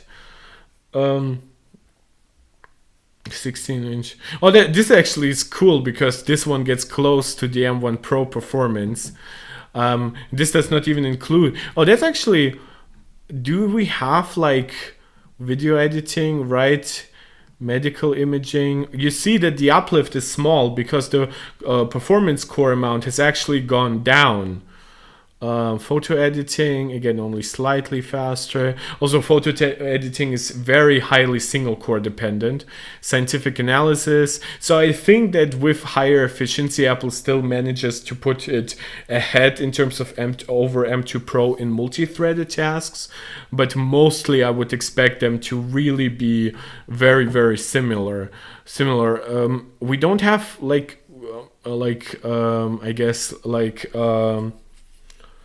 gaming benchmarks or anything. This is the one real disappointment for me. I really hope to get more games, but I really think this is just Apple doing some like chip repurposing and stuff like that in terms of like M2, and doing something to elevate their current Mac lineup so they can potentially boost holiday sales, because most likely they're doing like their quarterly report on November 2nd, I believe, and it's most likely gonna show like a big downturn in Mac sales. So yeah, they definitely needed to do something. But again, without more storage and stuff like that, I just don't know. Scientific analysis. Yeah, the Max is definitely like this is almost 60% faster. 3D rendering, right? Look at this. This is a huge uplift. This is more than twice the performance here, which I guess is great. Given that this wasn't a big uplift here, right? Though I kind of seen better results than this for the most part.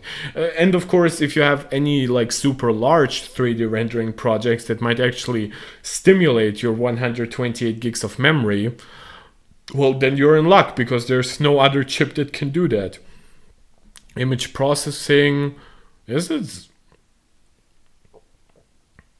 a surprising uplift. This is a 60% uplift out of nowhere almost. Okay, that's interesting. Does that use any kind of ray tracing, affinity photo? Medical imaging. Oh, it's CPU performance. Of course, it has 4 extra performance cores. I'm so dumb. Of course. Medical imaging over 1/3 faster. Video editing, actually quite a nice uplift from 2.8 to 4. Again, M1 and M2 Max, not really a big uplift here. Like the Max model really is worth its money, guys.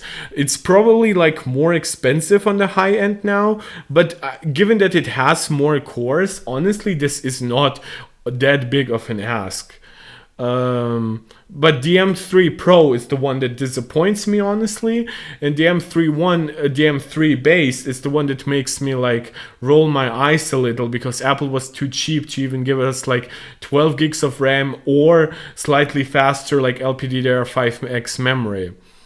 Noise reduction, nice. So getting close to a lot of specs being like just universal, like close to 2x faster than M1 Max, which M1 Max launched 2 years ago, right? It launched in November of 2021. So that's actually quite nice. Again, we have plenty of people watching. Want to encourage you guys, if you haven't yet subscribed, please subscribe. If you want to interact with chat, my chat is open. And if you want to support me directly, the Patreon link is in the description of this channel, or you can send a super chat or a super sticker. So that's M3 chips. I guess there isn't that much else that Apple would like cover here, right? Hardware accelerated ray trace. It's interesting they're talking about like Cinema 4D and stuff, and not even something like the games that they really wanted to push, right? This is over M1 Max, right? And I think that makes sense because the M2 Max came out 9 months ago, right? It makes sense, I think, to compare it to a 2-year-old product, because a 2-year-old product is, for one, much more likely to get upgraded for once, and the other point is it's just a more meaningful generational actual uplift, right? Given that you get like NVIDIA GPUs, basically at this point at a longer timeline than 2 years, this is not unreasonable. Over 18 trillion operations per second and enhanced. Wait, this neural engine is slower than the one on the A17 Pro. This is the neural engine basically from the A16, but I think just a little higher. Yeah. This is not the same neural engine as from the A17 Pro. Wait, does it support even like MetalFX upscaling? like the A17 Pro supports like a neural engine enhanced upscaling, while previously MetalFX upscaling was similar to Fidelity FX on AMD GPUs, right? Which just relied on like pre-built algorithms and not like dedicated hardware accelerated AI tasks, basically. I don't know if this could run it. I don't know if even it could run it. It would actually be a reasonable accelerator, given that it's a much slower neural engine. Am I wrong here? Anybody who's like really in the know? Like I guess I could do compare, right, and compare it versus M2 or where's M2 Pro.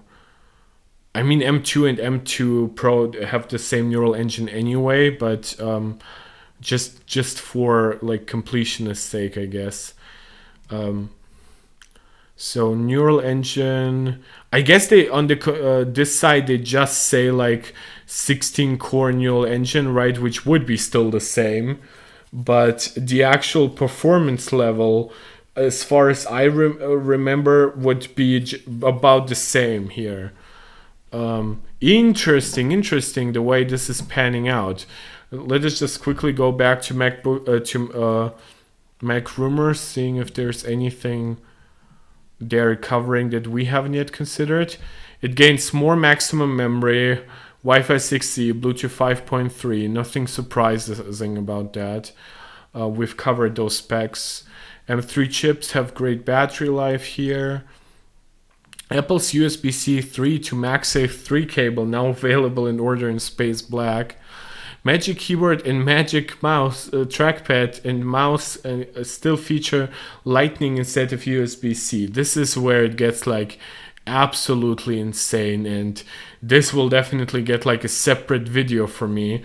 And they discontinued the 13-inch MacBook Pro with Touch Bar. Effectively, that means the 15-inch MacBook Pro is taking its place. The 15-inch MacBook Air takes its place both price-wise and like basically performance-wise. And then new M3 MacBook Pro and iMac models now available for purchase. Wait, what? The 14-inch, well, the 16. Oh, you can already buy them? I thought you could only order them starting with on the 7th, but I guess you could. Yeah, but now I think I've spontaneously decided this for myself. I'm not gonna get this based on like it's not such a big uplift over for my specific use cases, so I definitely will not buy it to replace my M1 Max MacBook Pro, but also to like even do like a really substantial uplift. I would probably get like the M3 Max, and that is just so expensive. I just don't want to risk it, and it's still like weeks away anyway. So I'll probably be doing my usual, like, you know, reacting to other reviews and stuff like that, trying to compile benchmarks from all kinds of websites to compare battery life data and see how that pans out. So it's actually, like, it's pretty interesting, honestly. Like, there's a lot of ups and downs here that I did not expect to, like, pan out quite this way. It's pretty clear that Apple really was like scared for their margins here. Otherwise, they really would have given us like more storage, more base memory. They would have given us, and potentially like 3nm yields might actually be a big question. But also like 96 billion transistors of N3B. That is like hella expensive. No wonder they're binning down the GPU, not just like by 20%, which would effectively go from 40 to 32 cores, but they're binning it by a full 25%, from like 40 to 30. So, and the M3 Max definitely seems like a separate die from the M3 Pro, while previously those were the same die, just cut down. But man, there's some crazy stuff happening. Like, can you imagine the performance of the M3 Ultra at some point that would have like 24 performance cores plus 8 efficiency cores, and it would have like 0 thermal constraints in the Mac Pro for sure, but most likely even in the Mac Studio. Yeah, that is like insane. My question is there a potential that Apple does not do M3 Ultra and stuff like that, based on the idea that they might want to like refresh everything with M4, and M4 would be built on M3E, and then we might get all the lineup upgraded? But it's so speculative on my part. Again, biggest disappointment about this event: no gaming focus. Second biggest appointment: no adjustment in storage or RAM pricing, unless you consider like the minuscule changes here with like 18. Wait, if I upgrade the M3 Pro from 18 gigabytes to 36, how much does it cost? It costs $400. So it's the same pricing as you previously paid when upgrading from 16 gigabytes to 32. So you get 2 gigs of more memory for that pricing. Yeah, so definitely not a big value add here. But like, look, and then you get like another 12 for $200. So like, come on, Apple, that's like completely whack in that way. But like here, what's the base RAM of the 16-inch? Here you pay like $400 more for the memory here. Yeah, and nothing else. Okay. Yeah, not a big value add, definitely. But yeah, the pricing is not meaningfully changed, but again, for the Pro, it's almost like a small downgrade in some ways. But again, you could argue that with M3 being actually much more expensive to build, it kind of still makes sense, right? It's not like Apple will make more money on this than before. At least that's not my impression of it. But again, just what I want to say, like, look at this, like, you pay $400 more, you get like double the memory. In my opinion, this configuration, even if it were $3,000 but you got 1 terabyte, it would be way better, right? And this shouldn't be 512 either, to be honest. They should come up with something like 768 again, which they used to have as like a configuration on like the iMac when I had like my late 2012 iMac. There was like 768 gigabytes of SSD that you could get, or you could get like the Fusion drive. But yeah, definitely low value like base storage and RAM config still. Not really an improvement, but definitely not worse than what we got 9 months ago, right? What else can I almost contribute here, right? So the MacBook Air, the 15-inch, is not considered new anymore, right? Because the latest devices are this. The iMac, again, I've said my part about this, where I believe when you actually look at it, right? MacBook Pro. Wait, where's the order now button? Here, right? If you look at the actual like 14-inch with M3, right? It costs like $100 more than that one costs with like the Ethernet port and stuff like that, you know, like the fully enabled M3 chip and stuff like that. But this one comes with double the storage for just $100 extra, and you know, it does not come with stupid lightning accessories or anything else like that. And obviously you then get to upgrade to 1 terabyte right away. While there you would have to pay $200 for 512 and then another $200 for 1 terabyte. So definitely a big difference here. And here you can get like, it's interesting because if you were somebody who was really looking for storage and you care for like maximum battery life, for $2,000, right, which would be the starting price of the previous M2 Pro, you actually get 16 gigs of memory, 1 terabyte of storage, which would be double over the 512 that you got on the M2 Pro. You get faster single core performance because it's M3 versus M2 Pro, and you get way better battery life because obviously with the same battery size, M3 will enable substantially longer battery life than M2 Pro did. So while this is a slower machine in like basically all measurable, like in multi-threaded performance and in GPU performance, this might honestly be the better choice for many people, and hopefully its existence will also push like a lot of inventory sales of M2 Pro and stuff significantly down. So the fact that this costs $2,000 might mean that you can get like an M2 Pro for like $1,600 soon enough. So definitely some good stuff happening here. Also, like, just look at the gallery, right? Oh, that's because it's the M3 version, right? So the M3 only comes in 2 colors, right? In space gray or silver.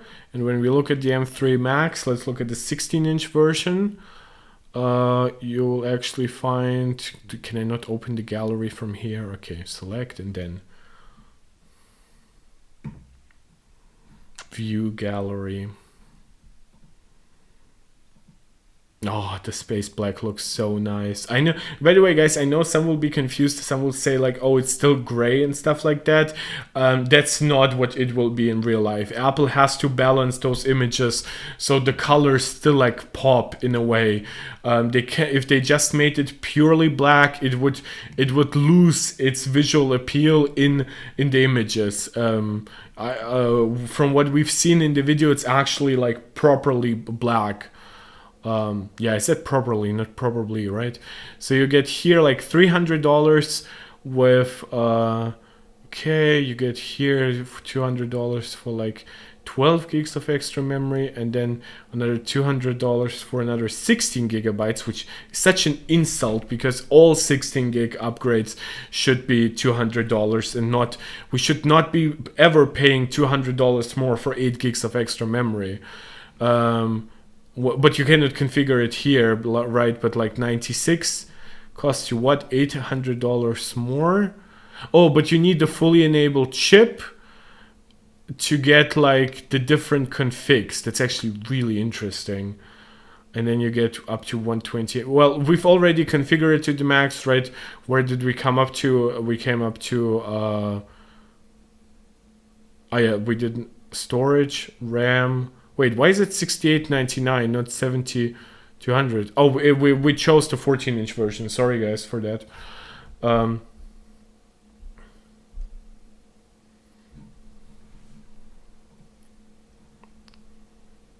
Yeah, again, I'm still here, so let me know what you want to know, or what you would like to hear my opinion about. Otherwise, I would get to making some dedicated videos for this, because this is really important, and I would try to space out my videos a little. It sucks a little but with this way, but the algorithm hates it when I publish everything on one day. Though I would definitely will post like a video with a little bit of everything, I think, just a summary of the Scary Fast event, I guess, and then I will probably do like dedicated videos in the days to come. I think that makes the most sense for me and for your consumption. Otherwise, if you guys don't have any other question, I would be slowly wrapping it up. I will think of either making the video right now, or I might still be coming in a little too hot, or I might sleep for 5 hours and then make the videos. Regardless, it's been fun. It's been a long stream. Well, it's not been as long as I expected it to be, but it's definitely been quite eventful. I'm so happy that we had plenty of people watching. I want to encourage you guys, if you are new here, please subscribe, like, share. I call it all our YouTube jazz for the people who are initiated. If you want to support me directly, you will find a link to my Patreon account in the description of this this channel. Or if you want to support me while I'm live, you can send a super chat or a super sticker. And once the video has already been processed, you can send what I believe is called a super thanks, which is cute in comparison to like super chats and super stickers. Yeah, I think we've talked about everything that was announced. I think I still have to analyze all of it to a degree, properly internalize it so I don't make mistakes in exact specifications, because some specifications here are actually a little surprising. Some of it is definitely not what I like to see. I think my biggest, like the biggest realistic thing that Apple could have done here, right? That without adding any like serious value changes or anything, they could have gone with faster memory, right? That would have pushed M3 to 135 gigabytes per second. They could have used like their asymmetrical RAM usage to pump 150 gigabits, which is actually down from 200 on the M2 Pro to 200 on the base M3 Pro. Well, I believe the Pro does not even have other RAM configs or anything. And then on the Mac, on the M3 Max, they could have used faster memory to push it from 300 gigabits on the base version to what would be like around 400, right? 410 or something gigabits per second. And then on the Max, it would have pushed it to like 530 gigabits per second. So that would have actually made the GPU more performant without doing much else. And of course, then there's still like my eternal like complaints about Apple's 8 gigabytes of base RAM and the fact that the upgrade to 16 gigabyte is completely overpriced. The same goes for the 256 gigabyte base storage with the absurd upgrade pricing to 512. We know Apple can do better because Apple chooses to do better on the higher end configurations. This should be 12 gigabytes of base memory. This should be 512 gigabytes of base storage. Even if it all resulted in this in $1499 being the base configuration, that would still be a better Mac, right? But it is what it is. I've covered obviously all of it now to nausea. I've complained about all of this. Their margins are clearly their priority right now. I don't honestly know that much else what I can realistically add here, right? I guess for summary, I can also complain about. I don't know if everybody who is joining sees that. Ricardo, do you see the MacBook Pro M2 Max with 38 core costs the same as the new M3 Max with 30 cores? Yeah, I've said that the Max is the price increase version here, while the M3 Pro is like almost like a value change thing, right? With like 2 fewer CPU cores. I honestly, given the CPU core count, and the fact that the comparison to the M2 is not that relevant. Again, it's a 9-month-old device. It might as well have not existed. Apple could have completely skipped it and just moved on to M3.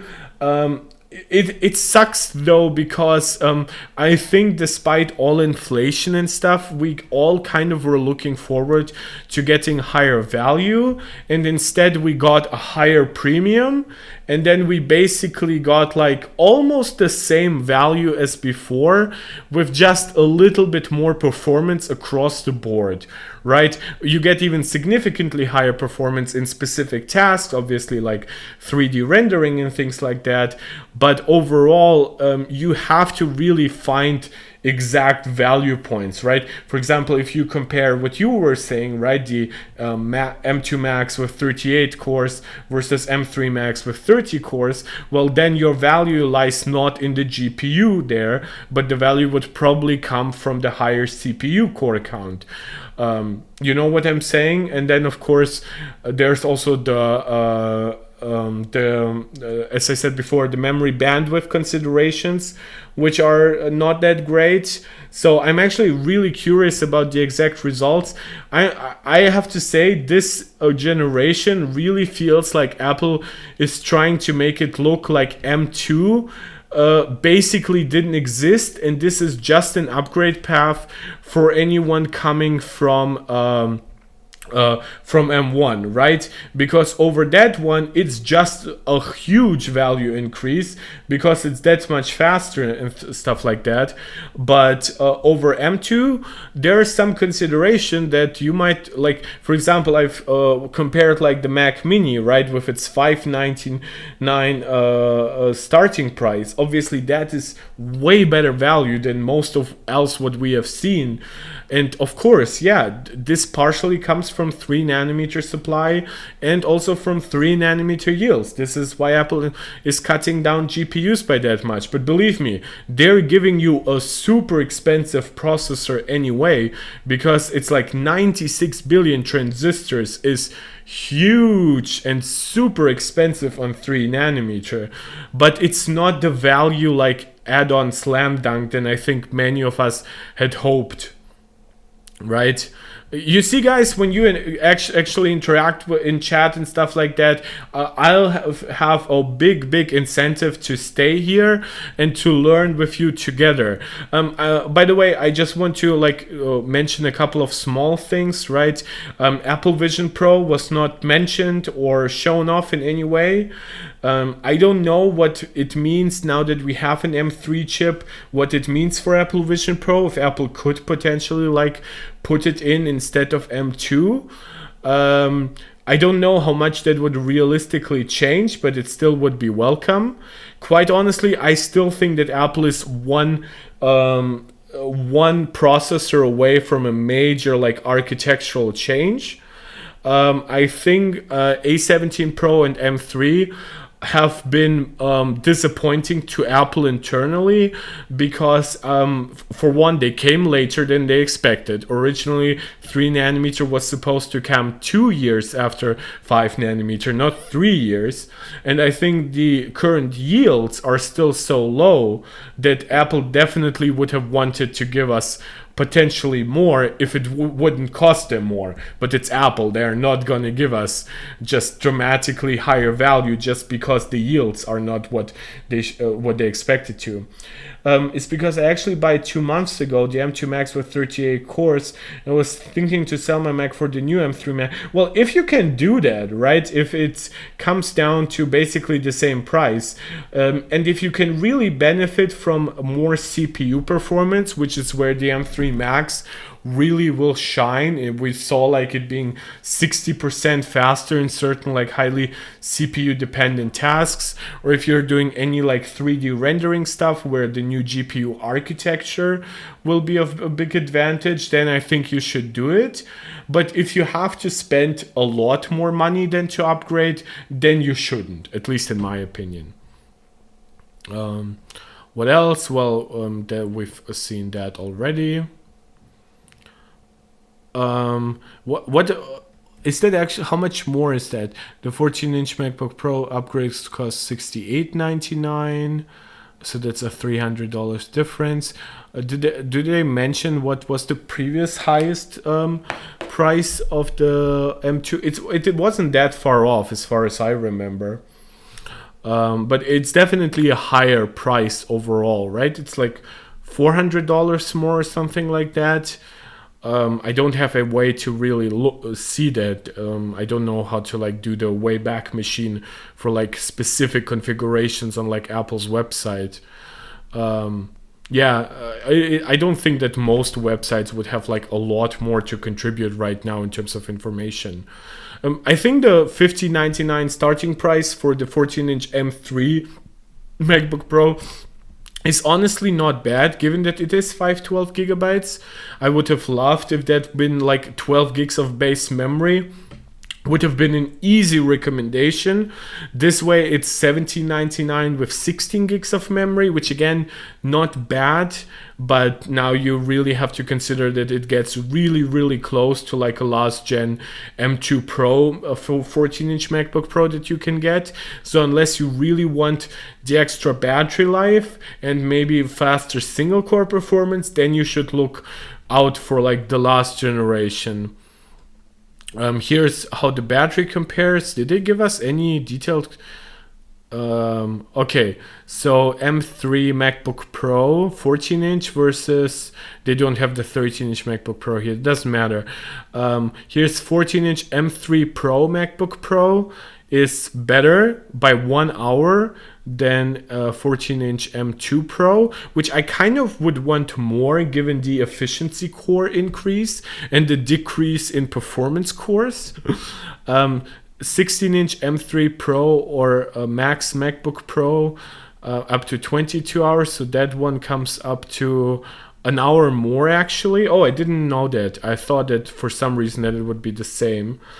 Included power adapter, still 140 watts for the high end. Okay. Yeah, so it's nothing too surprising here. What the am I doing? I guess I'm getting tired. Nope. Give me all the 9to5 Mac I can get here. $49 USB-C to MagSafe 3 cable. Touch bar is gone. Okay, the lightning accessory situation is still a damn shame. Yeah, and this is like, there's interesting stuff here that Apple talked about that for some reason is like not universal, right? They talked about like hardware accelerated mesh shading. They talked about hardware accelerated ray tracing. Now on the A17 Pro, they did not talk about dynamic caching on the GPU, but on the M3 chips, they did not talk about sorry, my cat. They did not talk about MetalFX upscaling based on the neural engine instead of just algorithms. So I wonder if that feature is not actually used. Performance per watt improvements uses roughly half the power to match M1 performance and graphics. That's actually pretty nice. Good of them to cover it. Somehow missed that. 10-core GPU is 65% faster than M1, 20% faster than M2. Here on the M3 Pro, that's actually nice. It's 10% faster than M2 Pro, which actually has one more GPU core. On the highest end, and then M3 Max is 50% faster than M1 Max, 20% faster than M2 Max. M3 bento box. Okay, that's funny. Yeah, so I think it would have all been better if they had given us faster memory at the very least, and there is nothing standing in the way except for, I think they really wanted to double down on their supply of LPDDR5. Which is a shame. But also, like, the transistor count is actually kind of insane. Well, on the M3, it's honestly not too crazy. 25 billion, it actually is a smaller uplift over the A17 Pro than I kind of would have expected. Then 37 billion is like 50% more. But then like 92 billion, like, what is, like, are there like cache changes and stuff like that? I really cannot wait to see like the first benchmarks and stuff like that. Battery life cables, I've talked about this. Okay, so it's just summarization basically here. I think most people right now are just kind of like combing through the details and getting to like interesting tidbits like Magic Keyboard, Magic Trackpad and stuff like that still being Lightning, right? Everything else kind of makes sense. It has its tricks there. By the way, Tim Cook definitely lied when he said there would be only treats and no tricks. But I guess that sometimes happens. And Again, guys, we now have almost 20 people watching right now. I want to encourage anybody who hasn't yet subscribed, please subscribe, please like, share, hit the notification bell so you actually know the next time when I'm about to go live. And if you want to support me directly, the link to my Patreon account is in the description of this channel, or you can send a super chat or a super sticker right here in the live chat, guaranteeing not only that I will obviously react to what you write, but also be delighted by your support. Yeah, there isn't that much more I think I can like honestly contribute here, right? So we got MacBook Pro and iMac, exactly how I expected.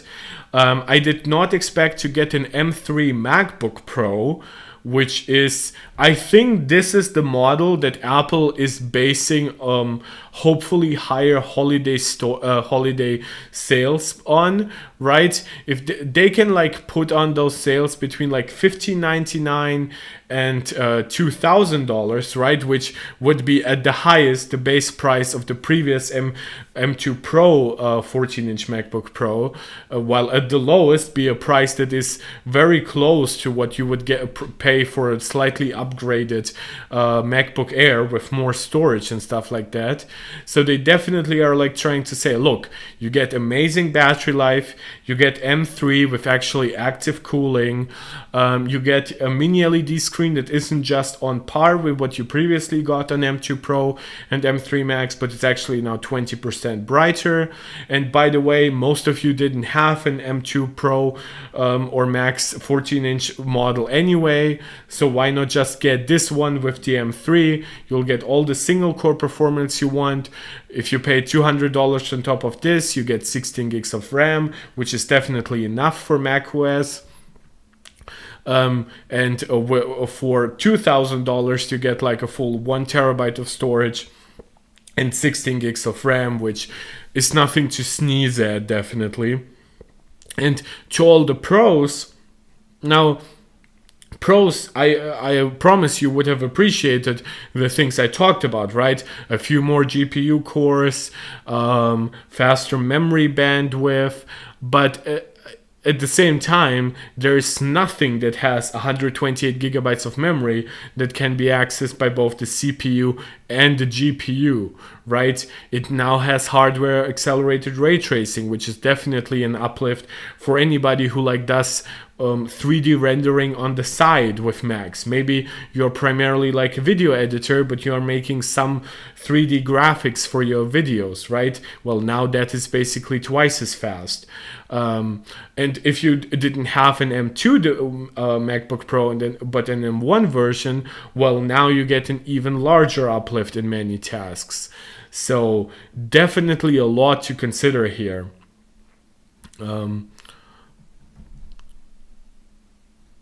MacBook Pro. 22 people watching, guys. That's crazy. Let yourself be known in the chat so I can get to know you. If you are somebody who might consider like checking my other content, you can check it both in the video section of my channel, but also in the live stream section. I actually stream quite a lot about technology and especially Apple. There's now a lot of interesting stuff that is then that will then be a consideration for competing with the Snapdragon X Elite, because now the Snapdragon X Elite is likely to have a small like GPU lead over the M3. And definitely a CPU advantage, given that it has a crazy amount of performance cores. But now over the M3 Pro, that will really highly depend on what benchmark you're running, I assume. But I also assume M3 Pro will probably be more efficient. We can do this all day. Photo editing.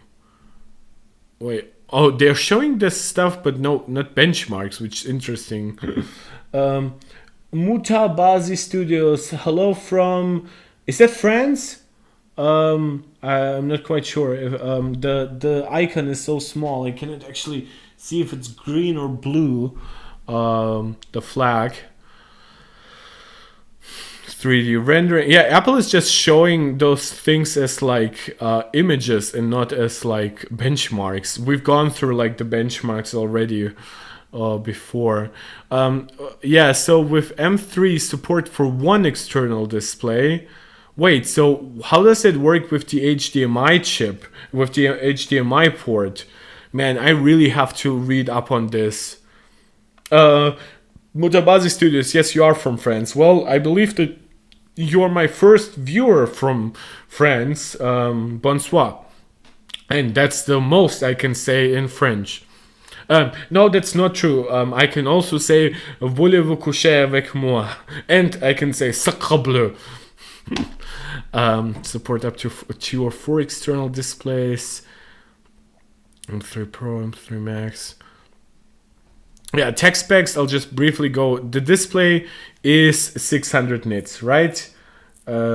Yes, so that's 20% higher than before. 1000 nits sustained full screen, 1600 nits peak.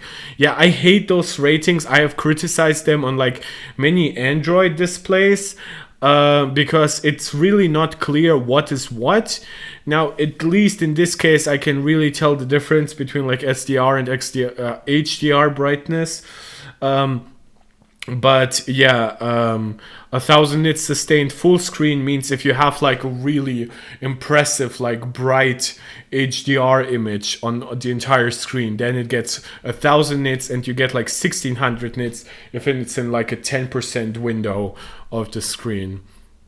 So I think I've basically covered everything, and I'm starting to get tired. My voice is starting to go low.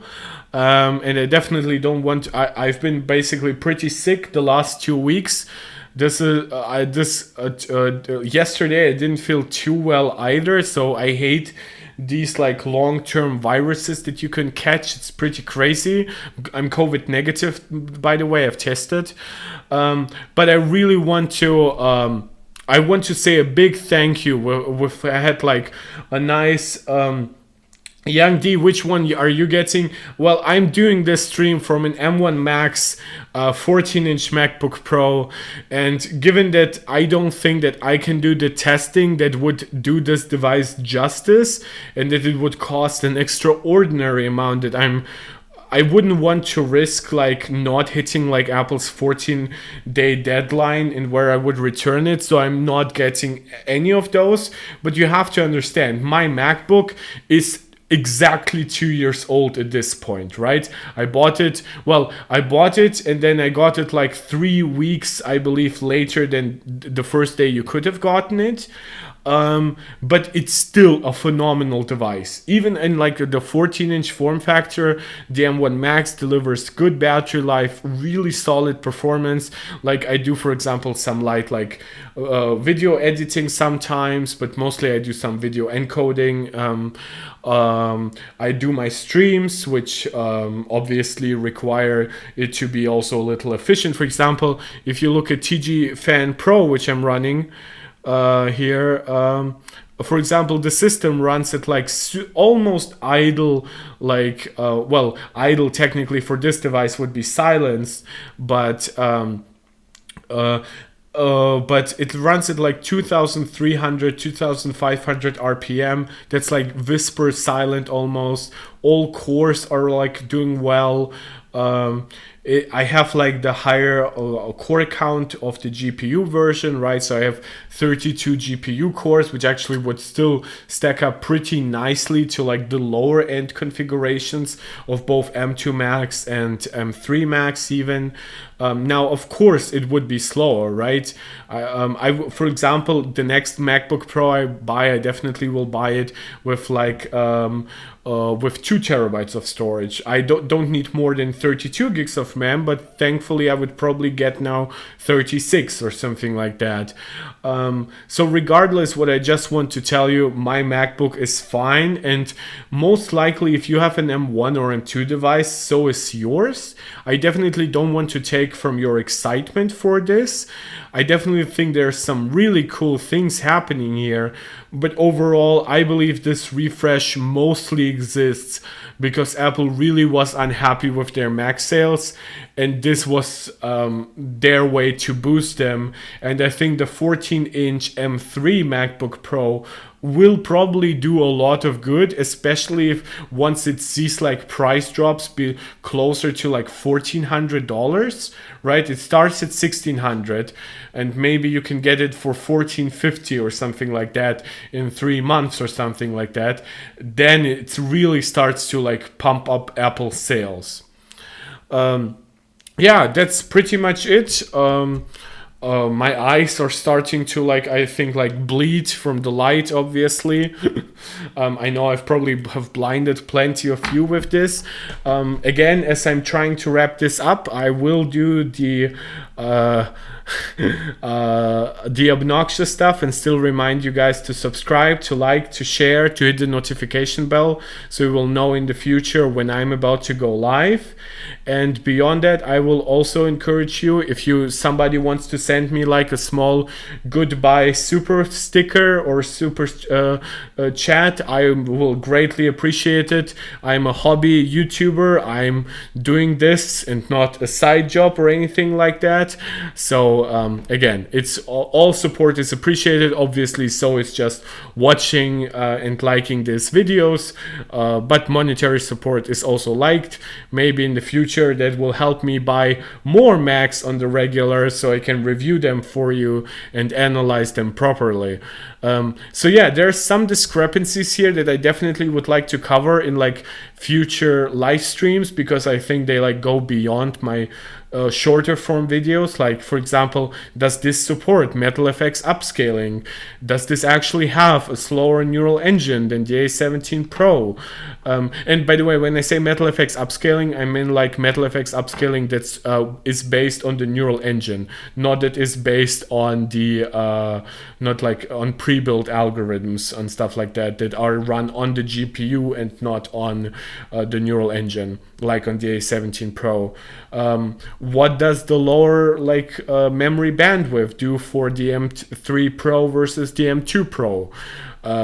What is the difference between like M3 Max base and M3 Max Max?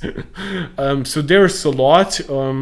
I would like to, I definitely cannot do those tests myself, but I assume the likes of MaxTech will like once again like buy 12 MacBooks and then review them against each other. And then obviously the likes of MKBHD will do like really comprehensive tests. Oh, well, MKBHD does not really do the most comprehensive testing, but he does like testing very specific to his use cases, which is also interesting.